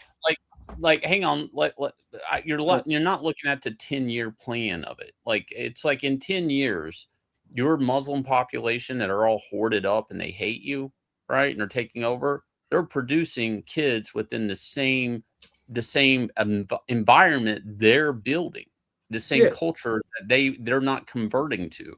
So yeah, they're just reproducing. Now, if they were forced to mingle in and they spoke more of the language, yeah, the religious part is still there, but like, I don't know, they're different. I'm going to use another example, but you take American-born Asians, they can't speak their fucking language and they don't know shit about any religion, but whatever. I mean, it's like eventually there's more of an erosion if you can mix them in and force them to live and divide yeah, them. You can't. You got. It has to be forced though with them. It has to be forced. Yeah, Like no, there's sure. I right. know. But that's what I'm saying. In Singapore, that's how they've avoided all of this mess is they fucking force the Muslims to live amongst everybody else and they're divided up.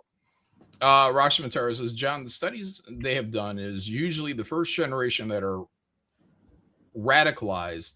It isn't usually the first generation that are radicalized. It is the second, third generation that grow up in Western culture that are radicalized. So, and I've said this about immigrants, period, is like that first generation of immigrants today, the first generation of immigrants that come in, they're people that are like, yeah, I'm probably going to be, I'm definitely going to be a minority in this country. I'm barely going to know the language. It's going to be difficult for me. But ultimately, I'm going to work hard, and despite all the obstacles in my way, I'm going to work hard. It's going to be a better life for my family. So they come here, first generation, maybe second generation holds on to some of that first generation mentality. But by the time you're into like third generation, now you're in here and you're Americanized. You're a minority. You're entitled, and then that's where a lot of the fucking bitching comes from. It's like third generation fucking people that come over here from a country where they're a minority. They're not white. Yeah, but that's Western culture. Hang on, now that's different. That's the Western culture of things. I'm propping up a minority. That's not really them. We're giving them that power because, as a society, Western culture gives minorities the diversity pyramid. It's that we're doing that. They're not doing that. Well, they're taking advantage of the mindset. The mindset is there. Yeah. No, it's us. We're doing that, not them. From our mindset, that they are victims because they're not white or they're something else. Hang on, I'm stopping you. Stopping what?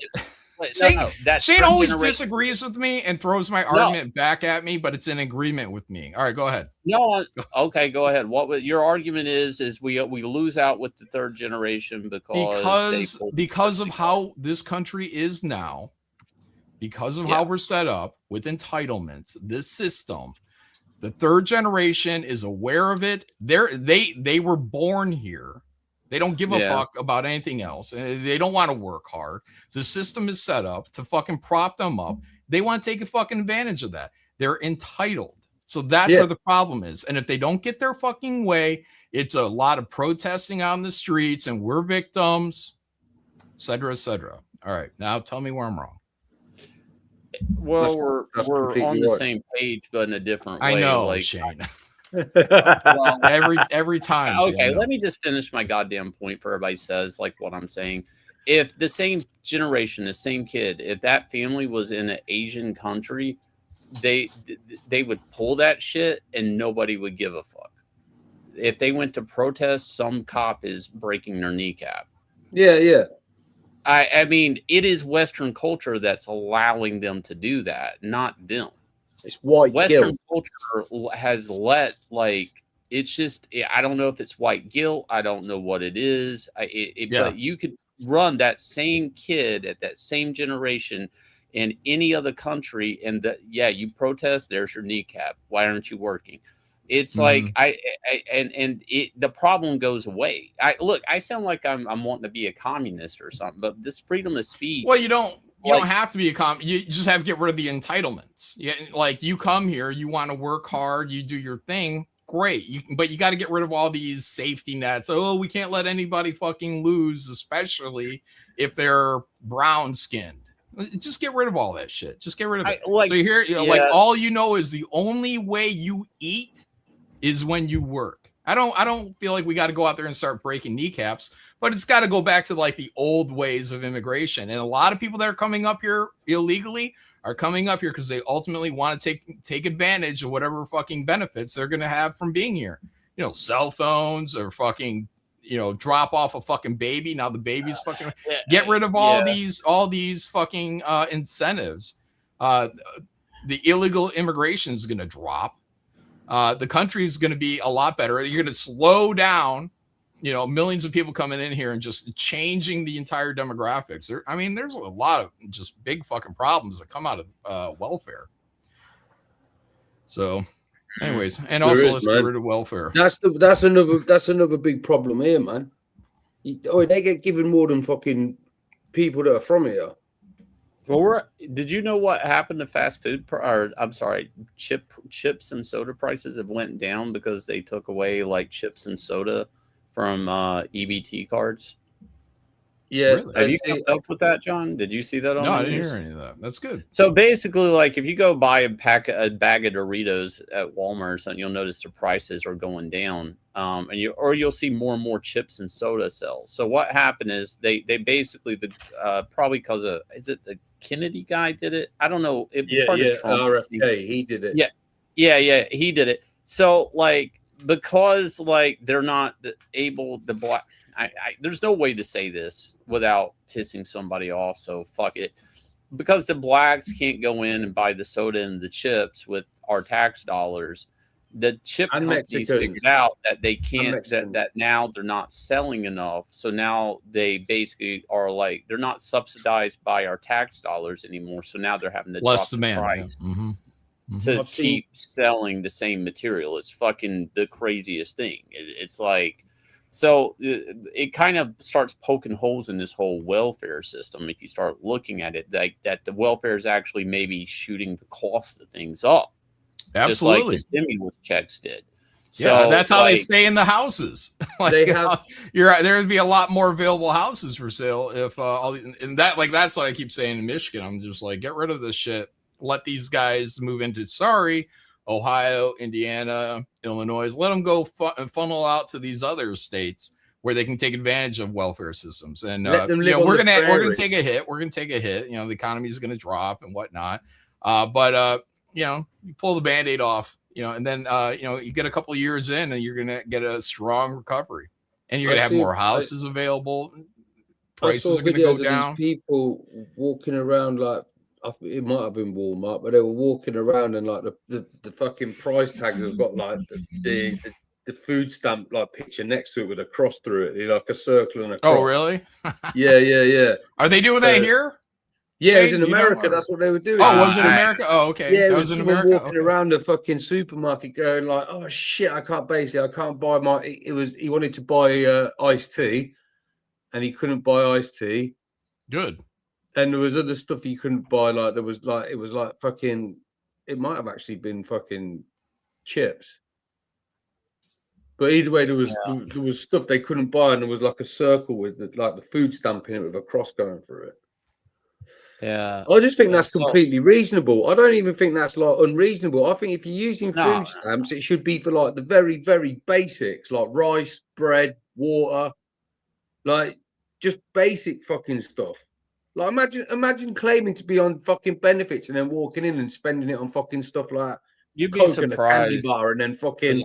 I worked at a convenience store in America. Choke out what people would buy with food stamps, like I'm talking like microwavable burritos and shit in the store. If they could get it, like and my job was to say you can't use the microwave. Like you can buy that cold burrito, but you can't warm it up. It was like fucking, it's fucking stupid, and I loved every minute of it. That If it black was, homeless person with 3 teeth, I was like, he's like, how am I gonna eat this? I like, you can go out there and lick on it in this parking lot. I don't give a lick fuck. on it like a fucking ice cream. But Like, like, if I can lick it like a fucking you popsicle. lick that burrito down to the fucking paper. But I was like, fucking, bro, you just bought. He's like, well, I might as well buy ice cream with it. I'm like, well, man, what you just Yeah. bought is a bean flavored popsicle. Get the Bean- fuck out of here. tastes the like it fuck should be out. warm. Oi, not to digress, but I'm going to just momentarily. Oi, there's a Mexican in the town that I live in. It's fucking bad. I had one of the best burritos, and I've lived in America. I have had one of the best burritos I've ever had in my life from up there. Shit's all over. Yeah. Hey, you like the old Mexican food, don't you, John? Taco Mexican Bell, food, man. Yeah, I love Mexican food. Authentic Taco Mexican Bell. food, a fake Mexican food. Yeah. Yeah, no, I'm this good was with legit. most of it. It was really good. I couldn't believe it was in my town, and the way it was fucking perfect. In fact, I want one later. Anyway, sorry, go on. Yeah. Well, I'm not like a harsh judge. You know what I mean? Like Taco Bell, I dig that. But I've roomed up with some illegals. I worked construction, so I had authentic. This guy Manny, he's a good guy, Manny. But Manny would send his money back down to Mexico and buy houses. That's what I think a lot of these guys do, so that they could go down there and live as retire as slumlords. More power to him. But Manny would make. He was my roommate for a few months, I think, out on this job in St. Joe. You guys don't care. Anyways, St. Joe. And he would just make his own meat and season it and whatever. He'd just bring it there. So whenever we're rooming up for the week, we fucking, he was hand it out. John was eating Manny's meat. He was proud of it. I was eating Manny's meat.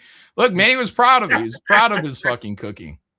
And there's nothing other than what he seasoned. And I don't know what he used. I asked for the recipe one time, gave it to Faye. She lost it. Anyways, he'd season and cook up his meat. And then it'd be a soft shell, probably from one of these Mexican stores. Delicious. It's great. But Manny also liked Taco Bell. You know what I mean? Like, that's what I say whenever the people that shit on Taco Bell, usually white people. White people trying to virtue to Mexican people how much better their fucking I can't stand Taco Bell. Oh, it's convenient. It makes me shit all the time. Manny's taco made me shit too.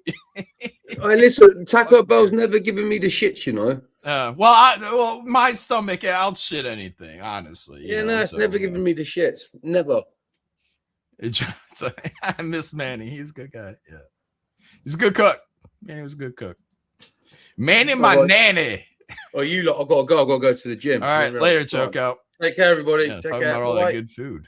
Talking about all that good food. He's got to go work it off now. It's like Shane. Food. Shane, how bad do you want a cheeseburger right now? And you can't. Did Shane walk away? Yeah, whatever. All right. What do we got here? Yeah, worldwide economic collapse. Possible. But the stock market's good. Here we go. Blur for 5. John, in this discussion, are you factoring that Trump announced he is going to blockade the blockade? I have no idea how that looks, but that's from the day. Yeah, well, he's not blockading his own blockade, right? He's blockading. I think that's a good move. On the surface, it's a good move. How does China react in terms of getting their goods into that area, into the Persian Gulf? It's kind of the question. Are they going to get pissed that their sales are being hindered there? But also, Trump is cutting off their oil, but he's offering them a alternative, being American or Venezuelan oil. So that's nice. That seems like a nice, you know what I mean? Like pressure's going to build, just like me working. Guys, everything for me is about drainage now because I've been working in my lawn to get, these little flooded areas out. But yeah, it's like, if you let too much pressure build, that's a bad thing. So you got You got to relieve the pressure so that, you know, everything can flow on out nice and smooth. So cutting off their oil, but then allowing them an alternative oil. And he said maybe cheaper, like maybe it'd be a cheaper rate. I don't know how that works. I think China is a lot closer to Iran, you know, like I don't know what the cost is for these ships to go across the ocean. But he said maybe cheaper. So as long as they have oil supply, they're not being cut off from oil supply, then that's good. Now, in terms of their imports into the Persian Gulf, I don't know how ultimately important that percentage is. Temporary loss of business there. Hopefully enough to keep us out of a larger war. That's the fear, right? Is that this all starts spiraling. Now, my critique is that still, you know, we're doing Saudi Arabia, Qatar, and the United Arab Emirates a really big favor by taking out, you know, their rival, you know, their ideological rival, their Sunni versus Shia, and there's Shia up there. Saudi Arabians, Qatar, UAE, these guys, well, Qatar maybe deals with Iran a little bit more. They share like an oil thing there in the water in the Persian Gulf. I don't know what you call it. Not a well. What do you call it? I don't know. What are you guys smarter than me? You guys let me know what that thing is fucking called. They share an oil field in the water. Right? Okay. So they have closer relations, Qatar and Iran. And to the point that actually Saudi Arabia and the UAE have been kind of jealous of Qatar. Like they like, hey, you're talking to the bad guy. You're sharing an oil field with the bad guy. And then when Qatar, I think, hosted, was it soccer? Some FIFA, like this, I don't know, World Cup. Is that what it is? World Cup? Saudi Arabia was pissed. UAE was pissed because it was a flex, you know, to get this, all these broadcast rights and to be able to host this on their in Qatar. So Saudi Arabia, somebody out there through the government, because I mean, how is he going to fucking do it? Set up a pirate station to take the feed. And they rebranded it with their own fucking pirate brand so that everybody in whatever the Saudi Arabia, whatever, they could watch the game through the fucking pirate channel. And they had real tensions with Qatar. But now Qatar seems to be more or less friendly. Everyone seems to be on good terms. Qatar, Saudi Arabia, UAE. These guys should, I feel like, be doing a lot more work. You know, and I know they mentioned before, I don't know what ultimately happened with it, but I know they mentioned about trying to get Saudi Arabia to be funding the purchasing of the missiles and the bombs. And I like that, you know, but, you know, if we're going to send a troop, how about this? If we send a troop, like ground forces, that's the last thing I want to happen. Last thing I want to have. I don't want it to happen at all. I think we're a lot better up in the skies than putting boots on the ground there. It's never really worked out too well for us. You know, this long distance shit, you know, you don't want to get it. I don't think any of us want another fucking Afghanistan. You know, I want to win. I want to get this shit over with. But if we had to get boots on the ground, what I would like to see is that for every American soldier, every one American soldier, we get one Saudi Arabian, one Qatar, and one from the UAE. So, and any other country that's really out there benefiting, you know, like why should we give our blood? So, and if we do boots on the ground, I want to take the land. I want to own it. Like, I don't want to give this shit back. I don't want to fight wars. And that's why I'm saying, like, these rules of fucking war shit. You know, I feel like it's our natural right to take to take land in war. If any American is going to die, you know, if we're going to die over there, if our government's going to send us off to die, we should have permanent gain that benefits our country. So in this case, it would be probably, you know, the everything along the Strait of Hormuz, the Persian Gulf, Everything on the Iranian side. Maybe in the Iraqi side. I don't fucking know. Do we want to fuck with Iraq some more? I don't know. But let's just take their fucking oil. Let's do it. If we're gonna die, if some American kid is gonna die, if my nephew, he's a Marine, my nephew has to go risk his fucking life, then ultimately, for what? So we can blow things up. And when Trump said we could help them rebuild, I was just like, made me want to puke. Like, fuck them, dude. Help them rebuild. Just feel like every time I hear like rebuilding, like, oh yeah, so what, you're gonna get all these American contractors coming, a lot of money. It just stinks of like corruption. I want to leave a fucking rubble. That's what I want to leave. Rubble. We rebuild any coastal areas that we're going to take over as permanent residents, but then it's like, what do you do? I don't know. You send everybody off to the desert somewhere, off to some far corner. Put them on Iran. What you do is you put them on a camel and you slap its ass, and look, wherever they land, they land. Yeah, you're gonna need millions of camels to do that. Because I'm just like, what do you do with the population? Because if they keep firing rockets while you're trying to establish a settlement, you know what I mean? That mountain range is a nice barrier, but rockets will go right over it and land in your new American city. So, anyways, it's tricky. But if you're going to put American boots down on that soil, other than those that fall out of planes. Well, from what I understand, like that's a bit of the issue is with some of the warfare there is like getting troops in is one thing, getting them out's another. Like I don't like just like when they like I don't know if our vehicles are I don't know like accommodating those like I don't know like the one helicopter that they went down on like to pick up that guy, like they had to blow it up, like they couldn't take off with it. Mm-hmm. So, like, I've heard other people talk about that, like from the UK, like on the military side, like if their government could even do anything in Iran, as part of the problem of putting boots on the ground is can we get them back out? Do we have the technology to, I don't know. I don't see why we couldn't get them back out. I mean, it's just like any other country. Just landed a rescue helicopter and it couldn't take off. So you explain that. It was a damaged. If it's damaged equipment, damaged, it was the sand. It was something about if the sand damaged the equipment. You don't want the enemy to get the equipment back, or you don't want them to take it because there's usually some kind of top secret something around there. So you blow up your equipment. That's normal. That's any country. No, I get that, but I'm saying the damn thing couldn't take off once it landed. And it wasn't because it was shot up, from my understanding. It was the way it was explained by Trump. It was the sand. Yeah. So, like, do we even have the vehicles?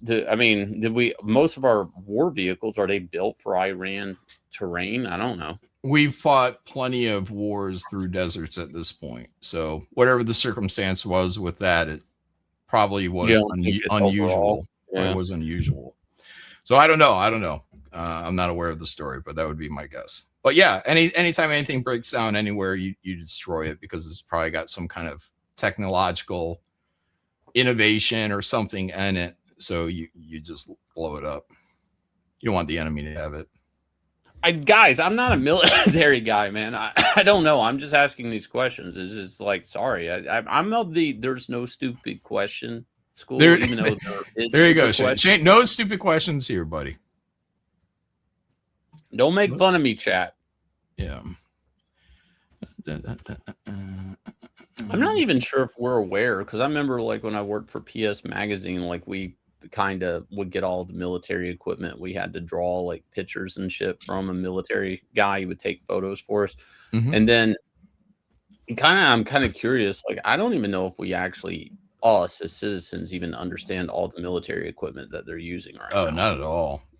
Like we could probably see, like I don't know, we might be fighting this war of fucking UFOs, like for all I know. I don't know. I don't know what the fuck we're using in this, because what Trump was talking, he's like, yeah, everybody has Apaches about something. Like I guess they were accusing us of an Apache helicopter or something hitting a school maybe or something, and he was trying to say, well, all these countries have it, so how the hell can you pin that on us? I was like, what in the fuck do we even have now? Like, what does our military even look like?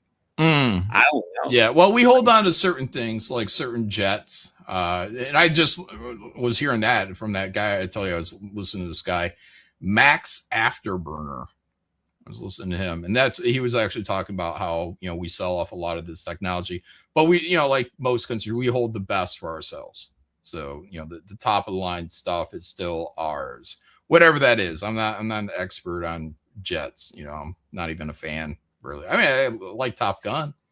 You know, I think that's an F-15. I don't, you know what I mean? Like, Yeah. I'm the wrong guy. But anyways, that's you know, it's normal for us to Well, get like, rid it's of like old tech and keep new tech. they opened up like an aviation museum down the street from me, and like I'm like looking in the window, like, because I'm like, oh man, I love trains. I bet you I'll love this. And I'm like, you know, but I'm like, I'll take Terry when she appreciates it more. I'm not gonna take her now. But it's like there's like a lot of decommissioned like helicopter. I'm like, what's wrong with these helicopters that they're popping up in all these like museums and shit? Like, did they just they're left over from the Iraq war? Like, I mean, like, or like, what is this? Like, where do all these vehicles go? Or they just burned out and it's just a husk? I don't know. Oh, for a museum? Well, some of them are in museums, but I swear to God, I went by like one of those American Legion Hall things, and I'm not even making this up. I had to turn around just to see it, but they had like one in their fucking front yard. And it's like, this is just like a VFW. Like, what the fuck? They have a fucking helicopter propped up for fucking selfies. Yeah, boneyards. Yeah, right. Yeah, I mean, stuff that's going It's off probably just to be the junked. frame, and it's no engine, dehusk. Oh yeah, like yeah. I doubt they're shipping all of that. Yeah, yeah. It's just there for really looks, you know, nostalgia. You know, Just little seems pride. like they could be used. I mean, but maybe they're not. I don't know. Doubt it. Like, man, I don't know. I saw a commercial for Can you electric. imagine an angry fucking, you know, like an angry fucking pilot be like, I got that F-15 sitting right there on the front lawn. I'm gonna take it right down the road.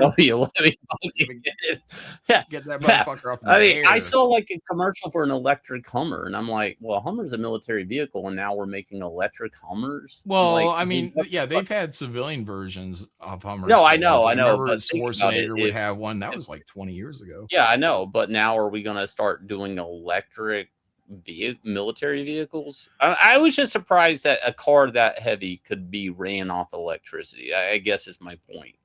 So I mean, what I'm seeing Well, on civilian Hummer is probably a lot less lighter. weight, yeah, but the frame and stuff is. I mean, still once it gets a battery, it's gonna be heavy as fuck. But yeah, I mean, it's just dude. I think I maybe bookmarked it, but I don't know where the fuck it is. Like in China, like they had a fucking. I'm not even making this up. That they had a vehicle that they were testing that was an electric vehicle, and it would shoot the battery pack out to, I guess, keep as a safety. That fucking thing shot across the room, like it would take your fucking legs off. Like the battery, I'm talking like. It looked like the size of a refrigerator door. Just shoots the fuck out. Takes his shit. That's not a bad idea, man. Because like those vehicle fires that they get when those batteries do rupture, it's like they're hard to get out. And if you want to save the vehicle, but if you were like on the sidewalk and that thing shot the fuck out, like you're losing a leg. Like it's like, yeah, the guys in the car are fine, but not the guy on the outside. It's like holy shit. Well, if it's something like it again, you know, whatever. I'm sure they thought of this stuff, but I would imagine if you're gonna build something where a flaming bomb basically shoots out, I would imagine that your car is probably making all these considerations in like a millionth, whatever, hundredth of a second, and being like, okay, is it relatively clear? You know, look, like if you're out in the country, it's like, okay, no people, maybe deer, shit out battery. Shot. He says locomotives run off as a gotcha. Locomotives run off electricity. Yes, I'm well aware of electric trains. I've been on electric trains in Italy and in Asia. Here's the thing: they get the power off the rail. The Hummers aren't running around with a fucking power source outside of a battery. It just seems like, how often do you have to charge a Hummer? Like, I mean, if I get out on the road with an electric Hummer, am I good for like 6 hours of driving? Like, what? How? Like, I mean, that's a lot of juice to move something that I still think looks heavy. I get it's probably more fiberglass than metal, but still, like, it's still a Hummer. Like, it's still that frame. Like, it's gotta still be a fucking. It's heavier than a normal vehicle. I mean, in my opinion. I don't know, man. Hummers too. Yeah. Like, I don't know trains run off of electricity, you fucking idiot. I don't know how you put up with it, man. I'm turning on him. Yeah. I had to drive a military Hummer a couple of times. We would in the Guard we would do the 2 week thing, 2 weeks. It's every weekend and 2 week or what's it, 1 week in a month? 1 week is it 1 week in a month? And then 2 weeks out of the year, I think is what it is. Fucking brain is frying. But we'd have to drive up to Grayling, in northern Michigan. And it's not too bad of a trip. Like, if you're just driving it normal, it's not too bad of a trip. You get up there and 4 hours, 4.5 hours at normal speeds. Well, like the convoys, like you're running like, I don't know, maybe 55. And you're staring at the same vehicle in front of you like the entire time because you're in a, you're in a formation, a caravan. And you just watch, like, every time we would do this drive up there, I just remember, like, you're looking at the back and you see, like, the flap just back there moving in the wind, and that's all you're seeing for the drive. And you're going 55. So the 4.5 hour drive is turning into like a 6 hour drive. Yeah. Anyways, you want to fall asleep. But I did that in a Hummer a couple of times. And that's like when you're on the highway, it's fine. But like going through the roads, you're like, oh, am I turning this thing? Am I turning this thing enough? Oh, like, yeah. Like, I've never. You got to compensate because it's just wider. You're like, oh, man, because you're used to driving. I'll when I drive, I don't lead to the center. I lead off to the right. I'm closer to the shoulder. When I'm driving my normal car, and I'm pretty good with that. But if you're in a Hummer, you're like, get over to that left side, lead it a little more, because otherwise you're going to be taking out mailboxes and shit like that. Malin has morals. Do I? I don't know. Don't use me as your moral compass, guys, at all. Mean.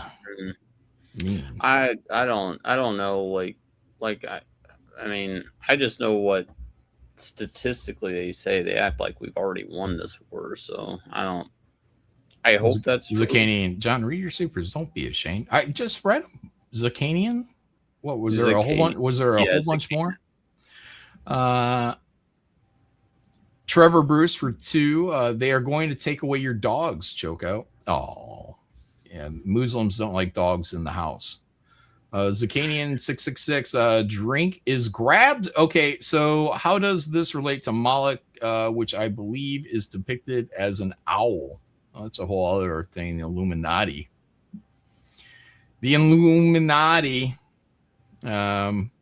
Bilderberg group, right? Moloch, the owl. That's what Alex Jones infiltrated. Shane, all these politicians and high-powered, privileged people go off into these Bilderberg groups, run around the woods naked, and worship Moloch.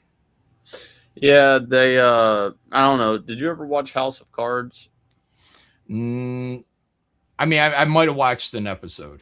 I never got into it. I want to say there was an episode where he was in the woods and they are worshiping him, but they weren't naked. They were just like in clan hoods or something. Yeah, I don't know if they were getting naked. That's what they say. It's probably a lot of like, you candid camera, get photographs of people compromising positions, talk business. Bohemian Grove. Yeah. Oh, is that where the Moloch statue was at? Is that what is there a difference? Bohemian Grove and the Bilderberg Same people, isn't it?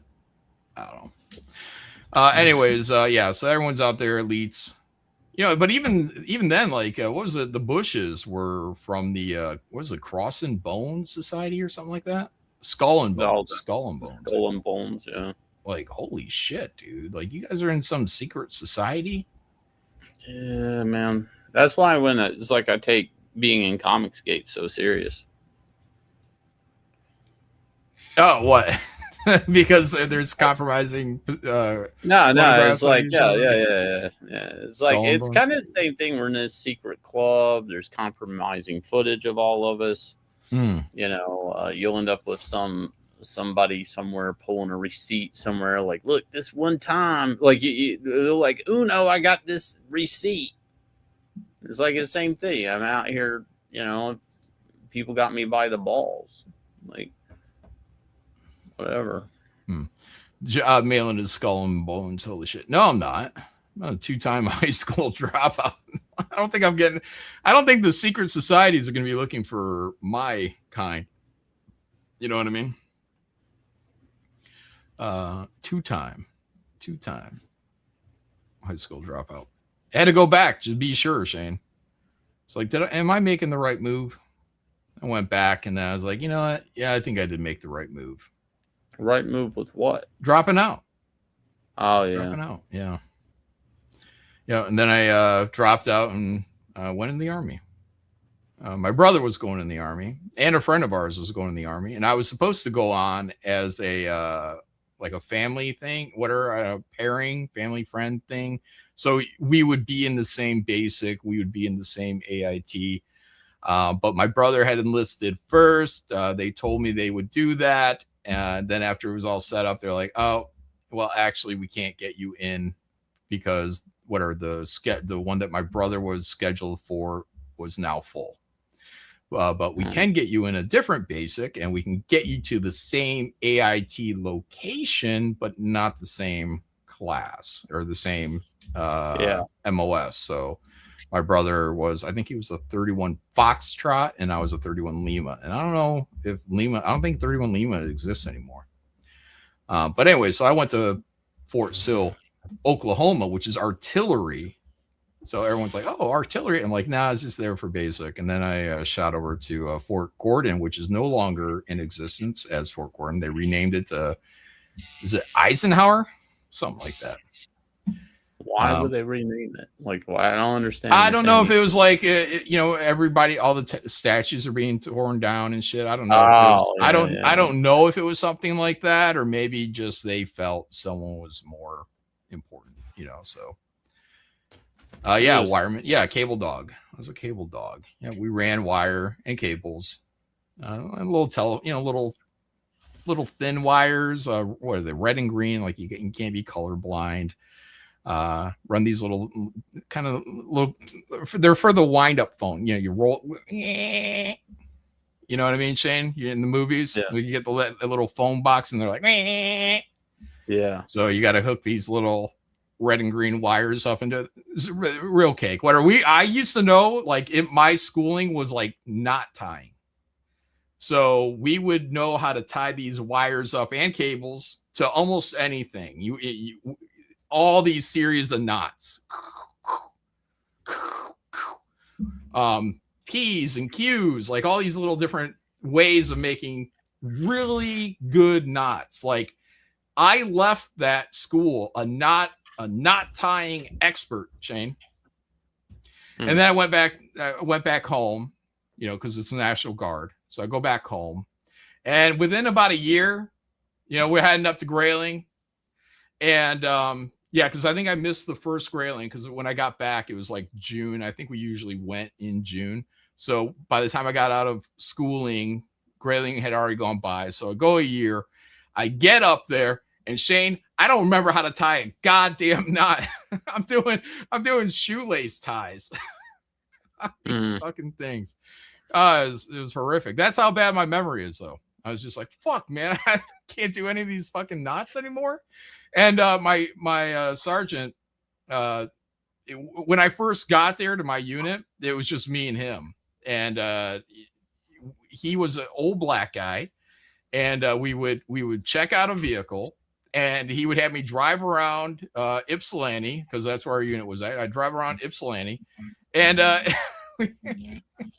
we just stop at like party stores, and so I couldn't even go in and buy it for her, because I'm still, at this time I think I'm 18 years old, so I can't even go in and buy it for him. And we just fucking he'd want Tanqueray, this is gin, and we just go around drinking.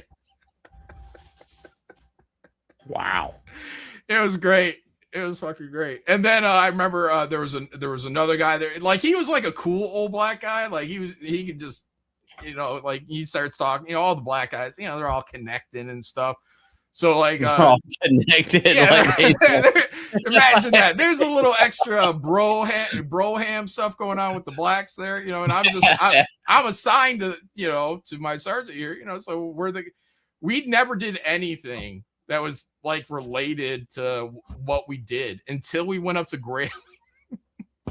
So like there'd be like sports on the weekend or whatever. Like, there was one of his buddies, just another soldier there, had a van, but in that van had a TV. We go sit in the fucking van. We'd be drinking and watching the game. It was horrible. It was horrible. It's horrible what was going on, what the military was paying for. So anyways, by the time I got up to Grayling, I completely out of training, out of shape. I'm doing shoe ties on sophisticated military equipment, but it was great, because what we would do is we'd be up there for 2 weeks. We would run wire for a day. And then the rest of the 2 weeks, we would just find something else to be, somewhere else to be. One of these guys had two of these Hummers. They had the little communication boxes in the back. I've told this before. They had their tailgates down. They're parked back to back with a gap. Dudes brought fucking plywood, probably some 2x6s or something like that to kind of brace it. Had a big, giant blue tarp, not like a camo, anything. Just a giant blue tarp strung over the top of the gap, so it was kind of dark in there. So they're making it like a house, but it's they got a movie screen in there and a projector. And I remember we sat there drinking, middle of the day, watching fucking Darkman. Like, Darkman? Like, what the fuck? Anyways, it was kind of surreal, but it was fun. It was fun. And most of the time we were off base. We would be stationed out in the wilderness, and like a lot of other people. But one year we were on base, so we got barracks, and it was pretty cool. A lot better. I got a weird question, and it's gonna sound kind of old manish of me, but like, I mean, what happens to us? I mean, as men, like, one day we just go, yeah, it's time to be an old man now. Like, I mean, what? Like, I mean, is that just something that we all have to go through? It's like, like, yeah, it's time to be old now. Time not to. Yeah. When do you think that time is, Shane? Do you think that's I don't know thing, or like, I feel like I'm going to die now and I should accept it? Like, I don't know. It hit me the other week. Like, my friends opened up my old kickboxing gym. Like, they opened up a franchise up here, so I went up and I was helping them out. And like, things are starting up. I'm still at the other gym, but I'm like, what's going on here? And I'm seeing people I haven't seen in like 5 years. And some of these guys I was in fight camps with and stuff, or we'd be on the same fight card or something like that. And, they're staying in okay shape and everything, but like, it came to like rest period between rounds. And I'm like telling the guy, I'm like, okay, 10 and 10. He's like, what? I'm like, I'm on kick 10, 10. In between rounds, and I'm like just blaring out these kicks. And then afterwards, like, the other guys that are around my age are coming up to me like, how old are you? And I'm like XX, and they're like, huh. And keep in mind, we kind of came up together and everything, and they're like, yeah, man, I guess, you ever think about getting old? I'm like, what? And so now I got my old friends talking to me like, yeah, you should be doing that like that anymore. You're old. And I'm like, what? I'm like, what? Now that's fucking with me. And you're telling me about how you used to do this and that and that be in this shape. And I'm like, at what point is a man like, yeah, it's time to be old. It's time to just let it go. Yeah. Like, I don't know. I feel like, yeah, no, I understand. I'm Ethan getting hit me old, the other day. but, He's like, okay, here's the thing. I still feel like I have enough in me to recover. So like, you know, like I could get active. I feel like there is still there's another round in me. You know what I mean? Like, so I think when you're old is probably when you're like, yeah, I think that was the last round. You know, I said something to Ethan. I'm gonna like be fat and I'm gonna die, and that's kind of gonna be it. No, Ethan hit me with this the other day on stream too. He's like, "Why do you?" I'm like, "Yeah, I lost like 5 pounds the other week or something I was doing different." He's like, "Why are you even dieting?" I'm like, "Well, I'm not. I'm just staying healthy." And he's like, "Yeah, but why?" And he hit me with that. He's like, no, dude, don't listen to him. This motherfucker is going to be on a diet in like a month. He's trying to get me. He's trying to get my weight to go. No, he's trying to drag you down with him because he's like, I'm old and I'm fat, and this is just how I want to be. But the thing is we all like being fat and dieting, like that's a cycle, you know, like you're content at some point. You're like, yeah, this is just how I'm gonna be. But then you wake up one morning, you catch yourself at a really bad angle in the fucking mirror, and you're like, God damn, I gotta do something about this. And then you're right back into fucking, now I gotta work out. And then once you start working out, you're feeling good. You get like yellow flash. You start telling everybody you're fat, you're lazy, you're this, you're that, but you're really just yelling at yourself.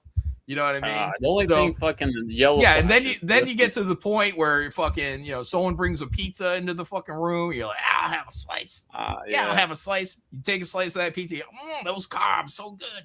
And now your diet's crashed, and then you go right back into, I'm just happy being fat until you catch yourself in that fucking, you know, and the cycle repeats. It repeats. Dude, it's hard to don't listen to Ethan right now because he's just like, yeah, just be fat like me. No. Shay, you're doing good. Don't take advice from me or Ethan. You're doing all right. Well, no, it hit me like with my friends. I'm like that are my age, and they're like, "Well, I know you're older than me," and I'm like, "If I'm older than you, why can't you do what I just did?" It was just such a fucking weird thing, or they were younger than me, and it's like okay, maybe I need to. It's time to just be old. Like that's where I'm at. I'm like, maybe it's just time just to be old and go, yeah, I don't have to do this shit anymore. Like, not that I want to give it up. It's like, I don't know. It's like, what the fuck am I even still doing it for? It's like, unless I was going to start teaching or something, which I never want to do. I always back out of it, or open up a business. It's like, why am I doing this?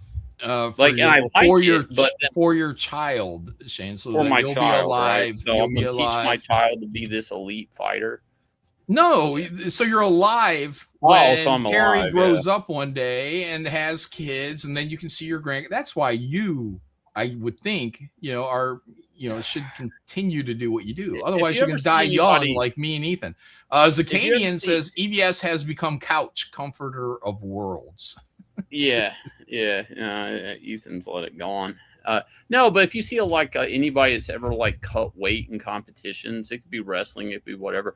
They get fucking huge later in life because they catch up on that food that they left. And I guess I've hit fast food recently. I'm like fucking Whopper. I mean, now's a great time to get into fucking Burger King, man. It's it's fucking best. Never heard that in my life. It's never been. That's a great right now, Burger King's the best it's ever been. It is. No, I went. That's what I was saying. I think Mandy was saying. Mandy was complaining about the fries. I had the fries just a few weeks ago now, and I was just like, "Damn, those fries are fucking good." I don't know what the fuck he's talking about.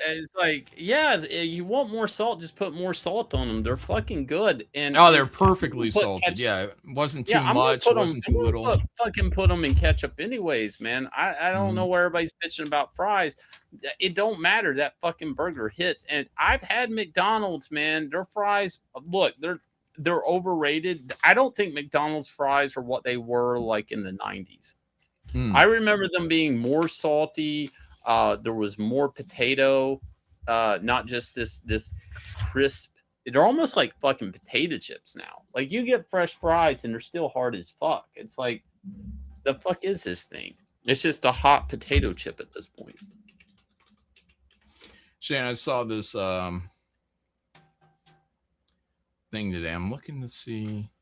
It was like a conspiracy guy, or he wasn't they were making it a conspiracy guy. It said the guy had autism. And I don't know if he did or didn't, but he was like, he's like, Burger King's acting weird. And the person on the camera was like, what do you mean? And he's like, just talking. He's like, look, I know Burger King. He's like, I know McDonald's. I've known them for 40 years, and he's like, something in their advertisement. He's like, it's someone that settles, like puts out a vibe at number 2. Like, yeah, we're number 2. But they do that because they know number 1 is about to fall, being McDonald's.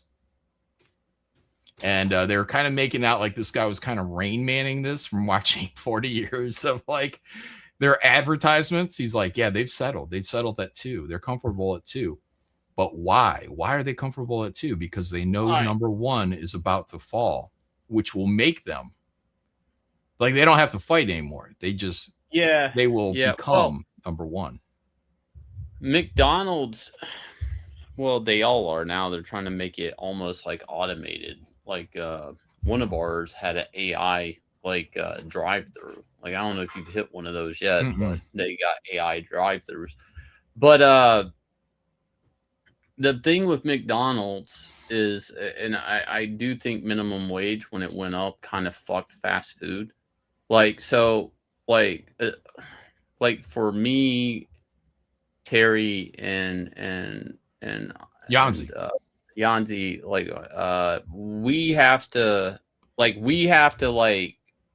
for us to sit down and eat, it becomes almost as expensive as us sitting down in a nice restaurant, Mexican restaurant.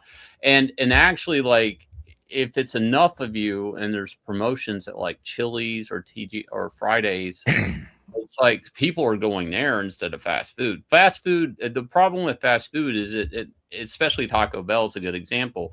They're pricing themselves out of being fast food. And I swear, I got to go back.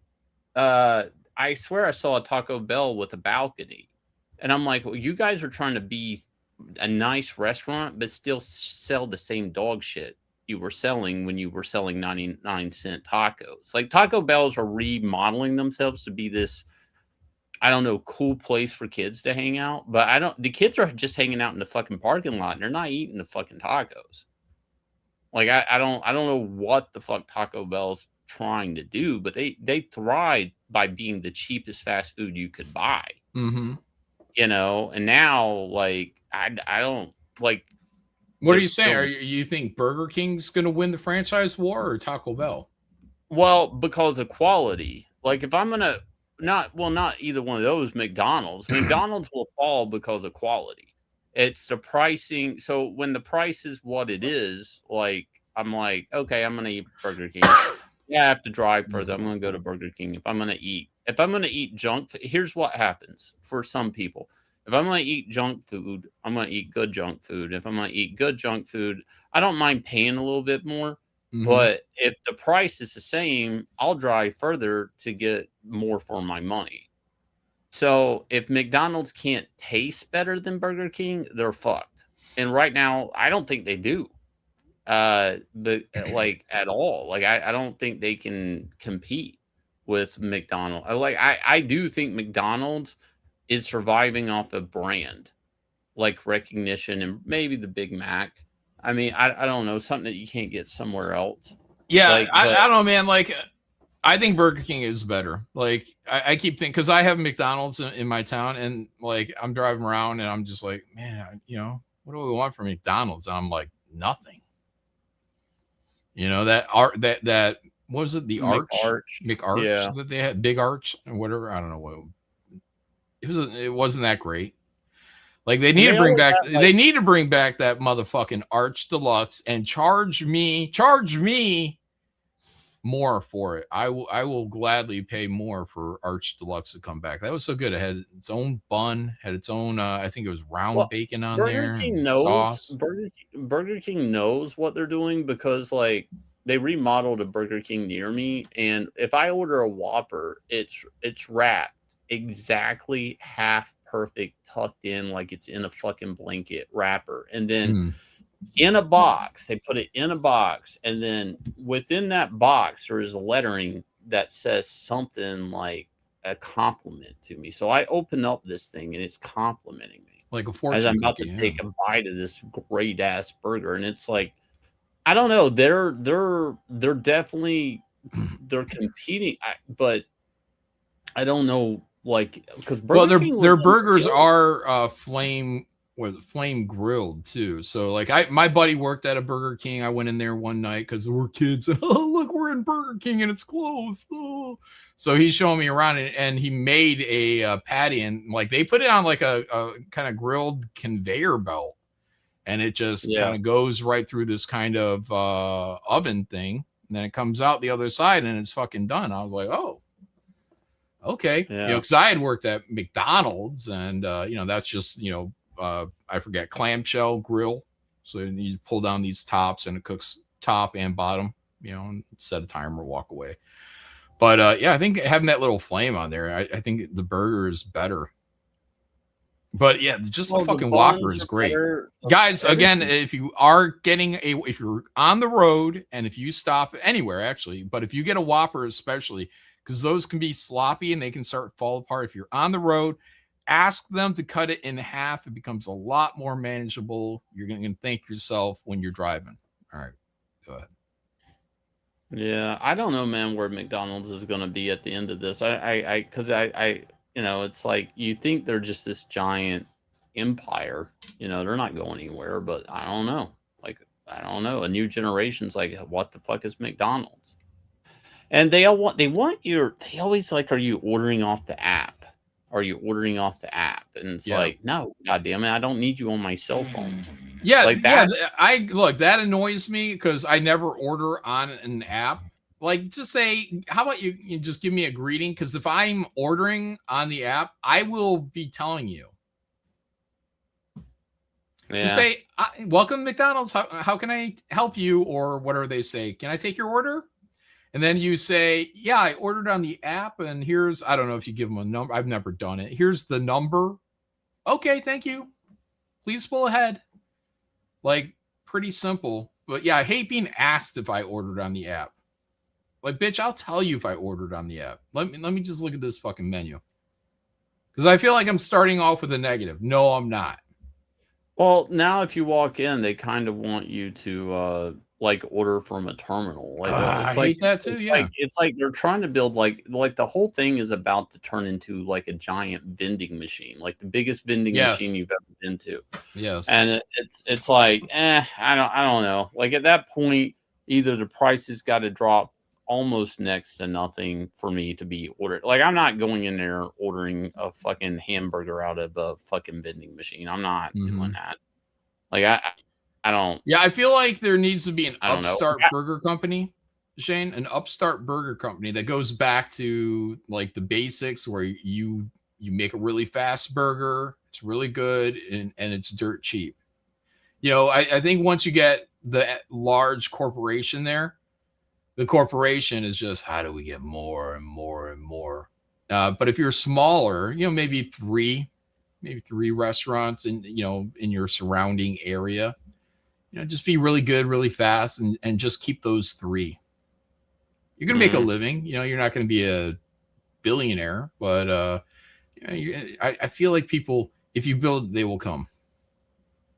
Oh, shit. You know how, like, I was on Hard Art and I said, I pulled up an article that said that one of the highest ratings for a Marvel thing was Daredevil episode 4, season 2.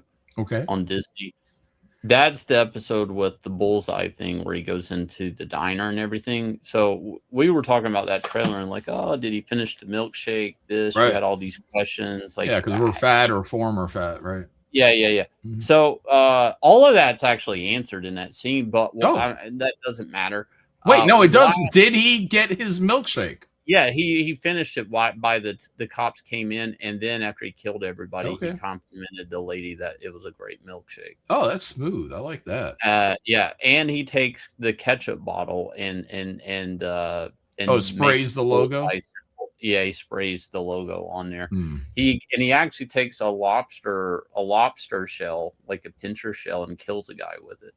Like it's actually the whole sequence is actually it's funny. It's one of the better Marvel, like I call scenes like that transactions, but it's like the anatomy of the scene is actually like they pull everything off. Like when he's sitting down and he's waiting for his milkshake, he takes account of how many knives and forks are on the counters and how many everything in the environment.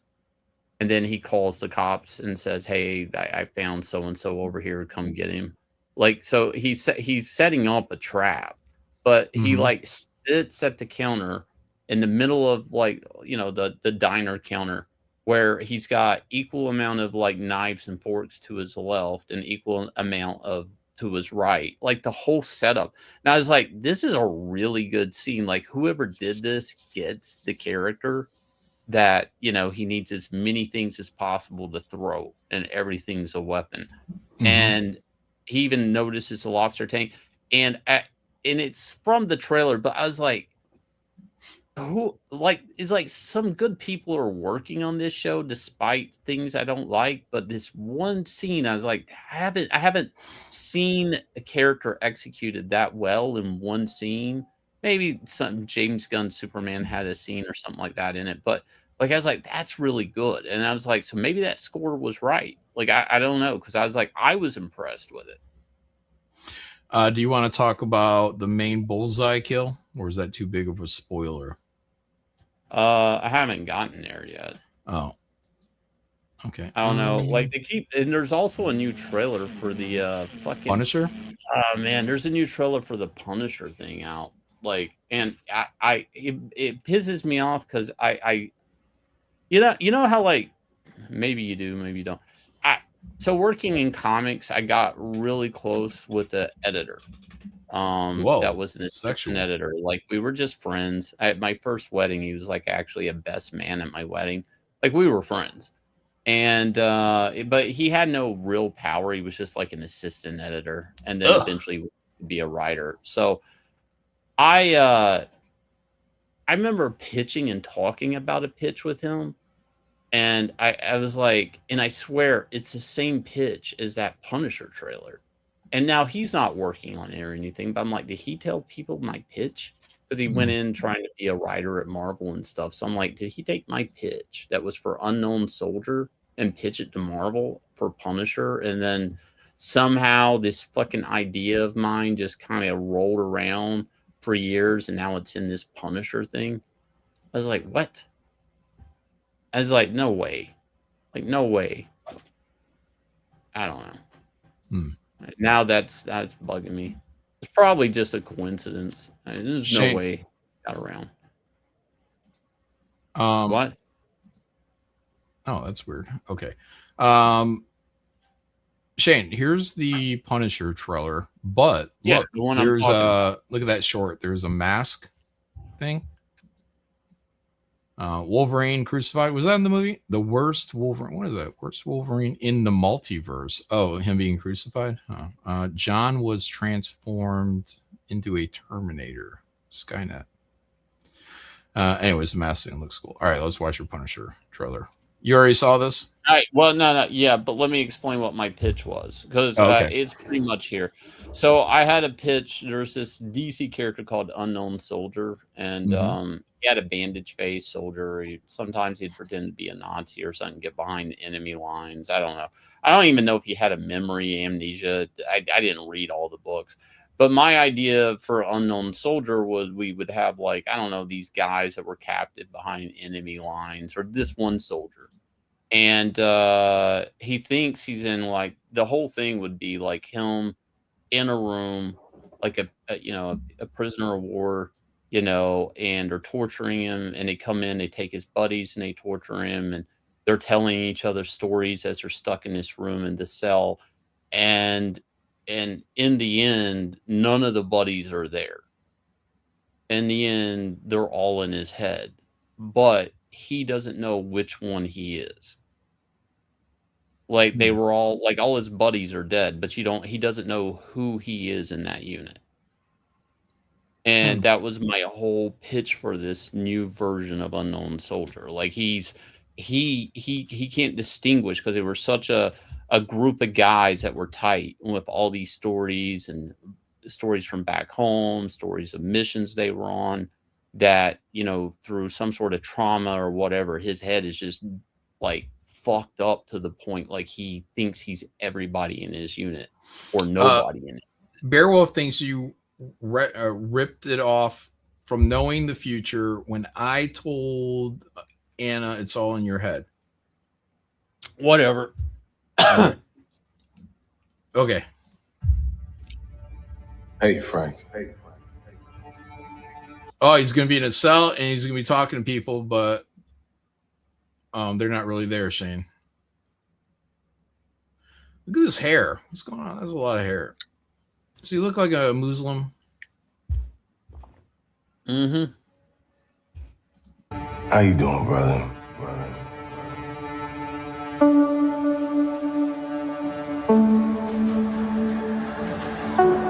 Talk to me.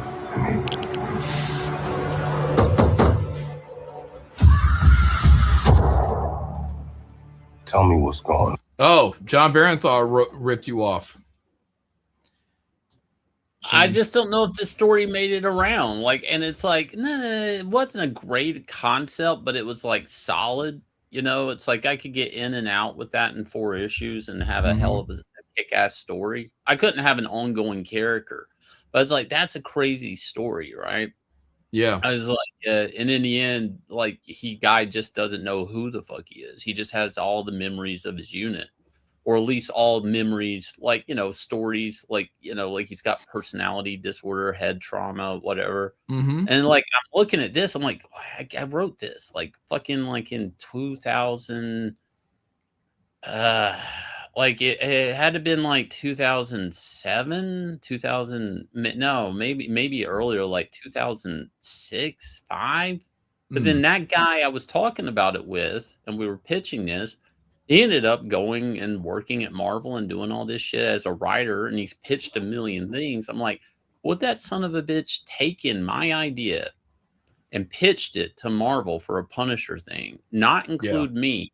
And then Marvel's like, yeah, wait, we're not Shane, you're calling it SOB, but you don't even know that's your friend. No, I don't fuck that guy.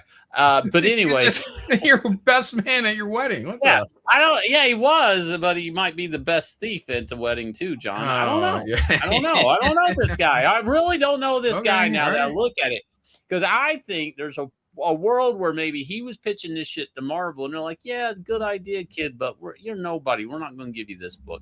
And so his pitch is in the office now, right? He's writing this shit out. He's emailing. Yeah, now it's in. He put it in the life vein of Marvel. Yeah. And then one day somebody's like, "Yeah, John Berthenol walks into Marvel offices. He kicks over like a filing cabinet by accident. Right there goes my pitch in front of his feet. Yeah, you're like, oops, I'll just yank that, and then here we are. Yeah, or he's with some old timer, like in a dingy bar somewhere, and he's like, you know, there's a story. Ryan Blue Thunder. It's been floated around Marvel Studios for 20 years. It's so dark. It's so dark. Nobody would Punisher do it. pitch. No, it's unpublishable. But if you did this story, is it a standalone or a series? Mine was a miniseries. No, this show, Punisher. Oh, this is a standalone. No. Again, if you do this story as a standalone, John, yeah, you're gonna blow the fucking doors off. Again, I went into my pitch saying this can't be an ongoing. It's a miniseries, and that's it. And it's gonna be cool as fuck. And that's probably why it never went anywhere, because it was only like they couldn't do more with it. But that my one story.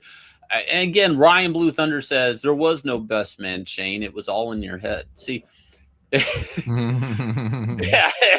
like, yeah. It's all in my head. He's plotting his own downmise. All right, I gotta play this because I gotta wrap up here. Faye's out there. She's gonna be heading off. All right, soon. play. Tell me what's going on. What's going on?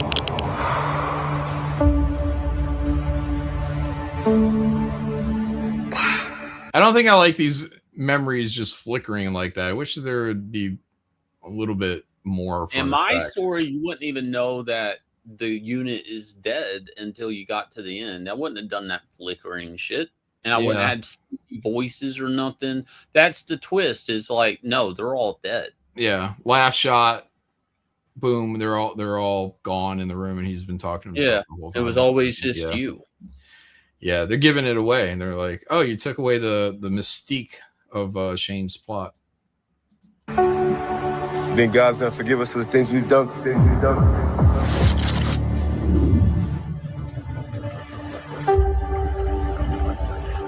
I'm not sure about me. But you? You ain't got a fucking chance.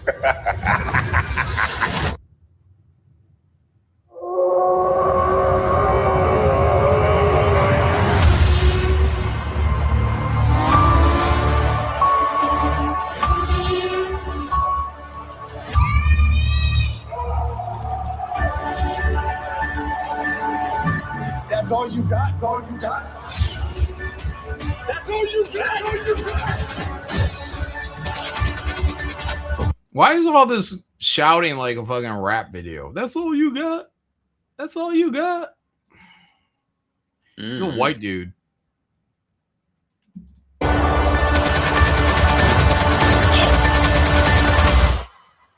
With a black daughter.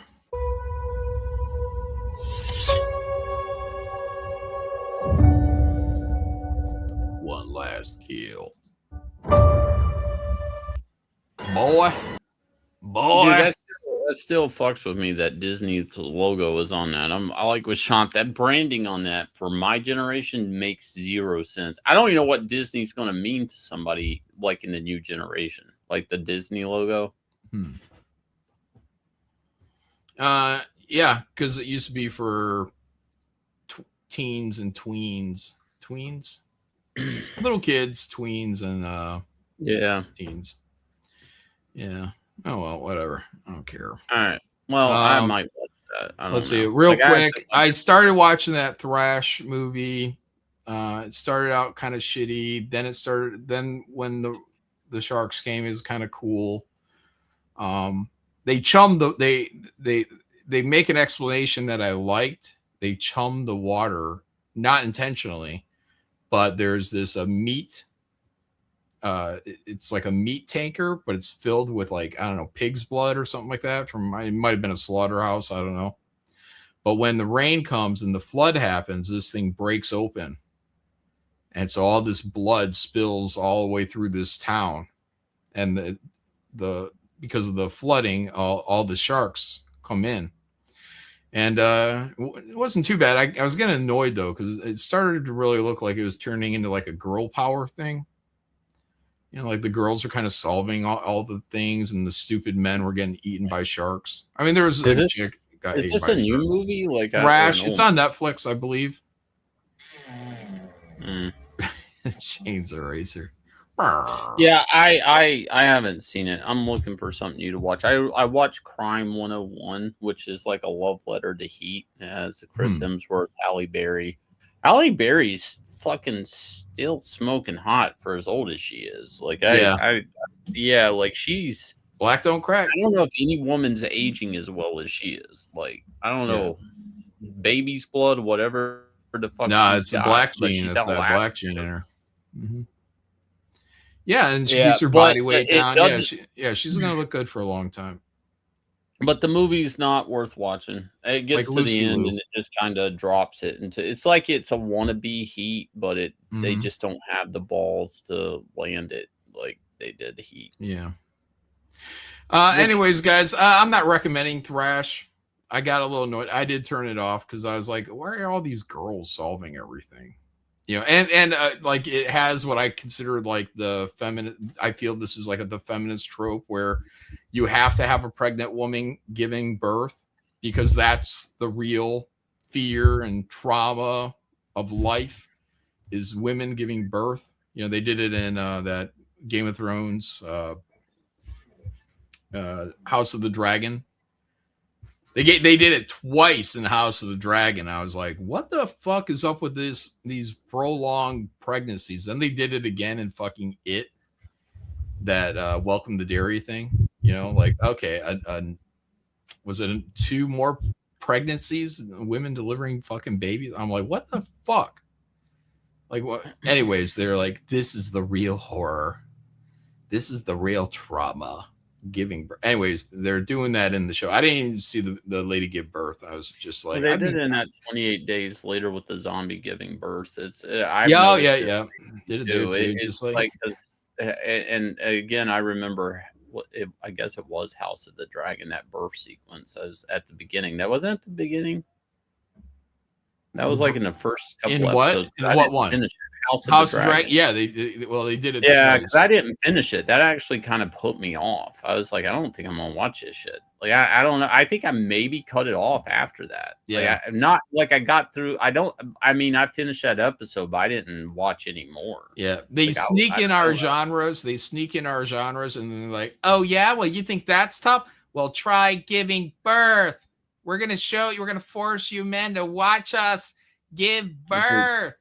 Whatever. Remember, I admittedly, I'm a little sensitive to it right now. I'm just like, you know, so I was just like, I'm not even gonna get there because I'm like, you know, these kids are stuck in a house. Shane, the water's rising. There's 2 brothers and a sister, and the sister is the one who makes the brave move to go, like, and she's maybe the youngest. Like, the older brother is probably in the show. He's probably supposed to be, you know, 16, 17. In real life, he's probably like 19, 20, you know, but he's like, oh, I got to stay here and hug my brother and let my little sister run out there and close this door. And I'm just like, why wouldn't the big brother just get out there? Maybe I missed it. I could have been tuning out and on my phone. Here's the psyop of it. They're doing this because we did nothing but have male characters get kicked in the balls in the 90s. So they're like, oh, yeah, you guys got kicked in the balls and you thought that hurt? Well, we have childbirth. Yeah. Yeah, but we did that mostly for comedic effect. You know, Monkey Jeebus says, stream for 1 more hour, John. I got to go. Faye is going to be heading out the door, and I have to say goodbye and see if she left me anything, you know, presents or anything like that.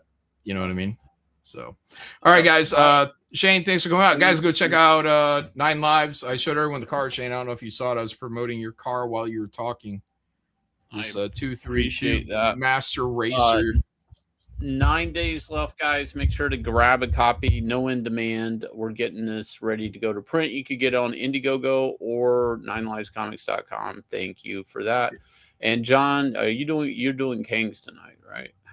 Probably. Also, Back Me Bro is happening. That's Shane's crowdfunding. Yeah, go website. follow. Yeah, we'll push that. It's just right now it's the Twitter page. We're getting the logos together and stuff like that. And we actually getting some stuff from our website, guys. So it's good. But you know, we're working on it. It's not going to happen overnight, but we're getting there. So go check this out. Any support in this campaign is actually helping us because we're having to spend a lot of money out for this website. So if you guys are thinking about backing, just get in there, back it. Make sure you have a copy of Inglorious Rex 3. You guys, you're going to love it. We're wrapping this book up. It's going to be great. I'm not starting to stream. I'm going to bed. I didn't even sleep much. I started this only because Shane ended one. But anyways, guys, tonight, Kings, we'll see you there, or Kangs, or maybe both. I don't know. What are they? Did they announce what they're drawing on Kings yet so they can pre-draw everything? No, but it doesn't matter to me because I don't mean to sound like a dick. I got like sketches I got to get done that people are waiting. I'm holding up anatomic fulfillment now. So even if I go on, I have commissions I have to do for that campaign. So I'm not. I want to get Liam on. So if I do, yeah, send him the link. I'll come on. Kings tonight. I'm gonna try to get Kangs tonight. I'm gonna try to get Liam to come on there. Maybe I can build a bridge between you and him. Yeah, maybe he can build a bridge in YouTube and I can laugh at it. Shane. Shane, you know what? If I get Liam on, everyone's gonna EFAP it. Yeah. I'll Good be time I'll to- be a star. I'll get some of You'll be a Liam's star. shine. Look at his Yeah. shine. Build a shed. Build a shit. Jeremy, thanks for laughing at that joke. Thank you. All right. Like he can build a bridge and YouTube it. Yeah. All right, let's everybody go. loves Liam, guys. Thanks for popping in, Shane. Thanks, guys, for hanging out. Thanks for the super chats. Wait, did I get all the super chats? Let me just double check. Last one. Shant, member for 22 months. Childhood is over the moment you know you're gonna die. Oh, yeah. Chris Sofer for 2. Shane and Glorious Rex versus Iran. Tell us the story. We'll do that tonight or something, I guess. Yeah. I don't know. All right. All right, guys. Thank you all very much. Have a good night. Bye. Put your hands up.